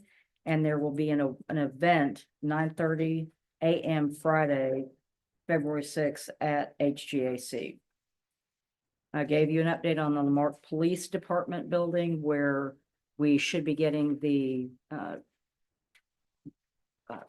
mold remediated from the existing building. And then we're looking at some temporary offices that would be in buildings A and B. Colleen is looking at the formats and structures for Lamarque Civic Academy, and we are working with Mr. Pennington on that. The BTR Bayou Fest is in full swing and they've begun the advertising. It will be April 10th and 11th, and those should be some really good, fun and festive days in Lamarque, and we hope that everybody's out there. The Randy Rogers Band is going to be headlining the entertainment, and we'll have more event updates as we get closer to the event. We just got the latest edition of the Lamarque EDC Inside Lamarque. It's at the post office, and you'll be getting it in your mailbox soon. We're doing Factual Friday, which is a weekly newsletter that we're circulating to answer questions. And we do it either for special interest topics or to answer questions. We've added it to the city's website because we're taking a website first approach rather than going to social media. We're pulling everybody back to the city's webpage. And OpenGov is moving from utility billing to finance and development. And one of the things, unfortunately, that we found is the same lack of preparation that happened that I was saying. They did not put the initial preparation in for moving to these systems. So that's why when Worth is telling you that we're having to triangulate our answers, the upfront work wasn't done very thoroughly. So we're having to now do it on the back end, make sure that the account numbers are right, that it's going to the right place, that we're not putting all of our money into what they were calling CAER, some kind of siren maintenance, which we didn't have. So there's been a lot of detail that's had to get done to get this finished. And we're streamlining how we manage external events. You heard that tonight. And the Lamarque Public Library has Winter Wonderland, Furry Friend Story Time, and Game Night coming up later this month. And on the next meeting, we should have a full communication package for you, as well as the items that we needed from the GLO, because one of the things is we got 10 findings from the GLO on our grants that we'll be talking about next time. It's very serious to get that. There will be some money that has to be repaid for things that weren't done right back in 21, 22, and 23, I think are the years. And so we'll be presenting that to you. And that is for the good of the order. Very good. Thank you, Ms. Holland. Let's take council requests. Ms. Griffin? Yeah, my birthday is on the 15th. Happy birthday. Happy birthday. That's all I got, 65. 65. All right, Ms. Lowry. Respect your elder. Can I get a copy of the applicants for police chief, please?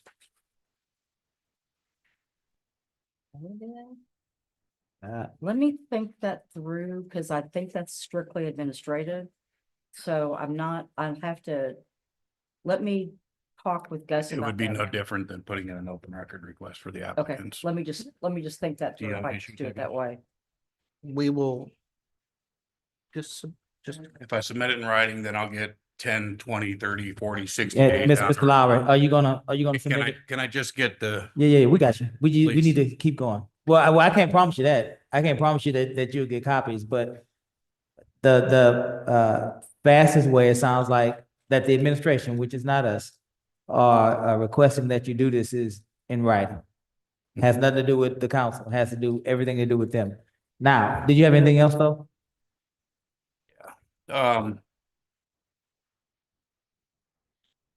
yeah, I do. I want to put city clerk on the next agenda for issues. Anything else? That's it. Ms. Yancey? Okay. The Joe Hicks guy that was here from, Mr. Hicks, Mr. Hicks, that was here by the ditches. We're trying to get that done this month if possible. If we can put Delaney Cove on the next agenda so we can talk about, because they still want that stop. Yes, and if you want, I can just tell them to put that stop sign up there. Yes, well, So, yeah. I The think we study can was do gonna that. be $400,000 I know, that we didn't have. and I couldn't answer that, so but I'll let her know. Okay. on the next meeting. So you'll get the stop sign up, you said as soon as possible. The training part, when it comes to what Mr. Loftus said about the signs and things of that nature, could you kind of let us know the update for that? That I can tell you now, there is a manual, the Manual of Uniform Traffic Control Devices, MUTCD, that there's also a TX in front of the one that happens in Texas. Okay, It has all the standards for how you place any traffic sign. okay, And the Public Works Director has already made a booklet on it and he's sending it out to all of his people. okay. Mr. Loftus was offering to go out and do it the Mayor Pro Tem to install his own sign. Please don't do that because if something is put in concrete and needs to be breakaway, then we're liable if somebody hits it. So we follow a manual that, Okay. so, but that's already been done. So that's gonna, and then to update, information on our website, some of my board members are still on there.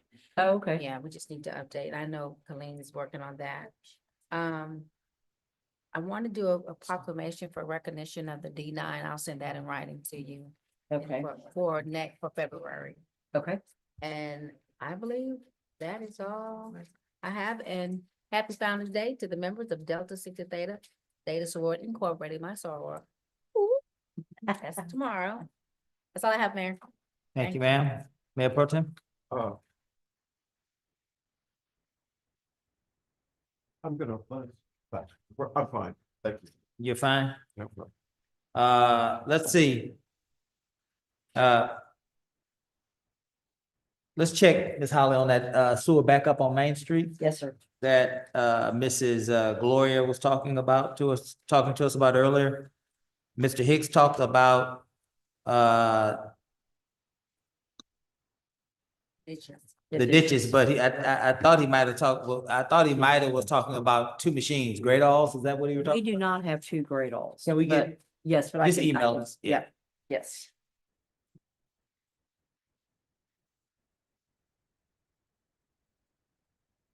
And we definitely want to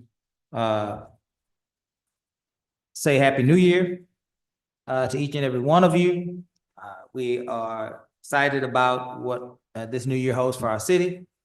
Again, we want to remind you of the MLK Day of Service this coming Monday. It is a day that we can all get into our communities to volunteer. The idea is to volunteer to serve our fellow humanity. I think that's it. Any events that we would know about that we can publicize at how we could help our fellow citizens? Yeah.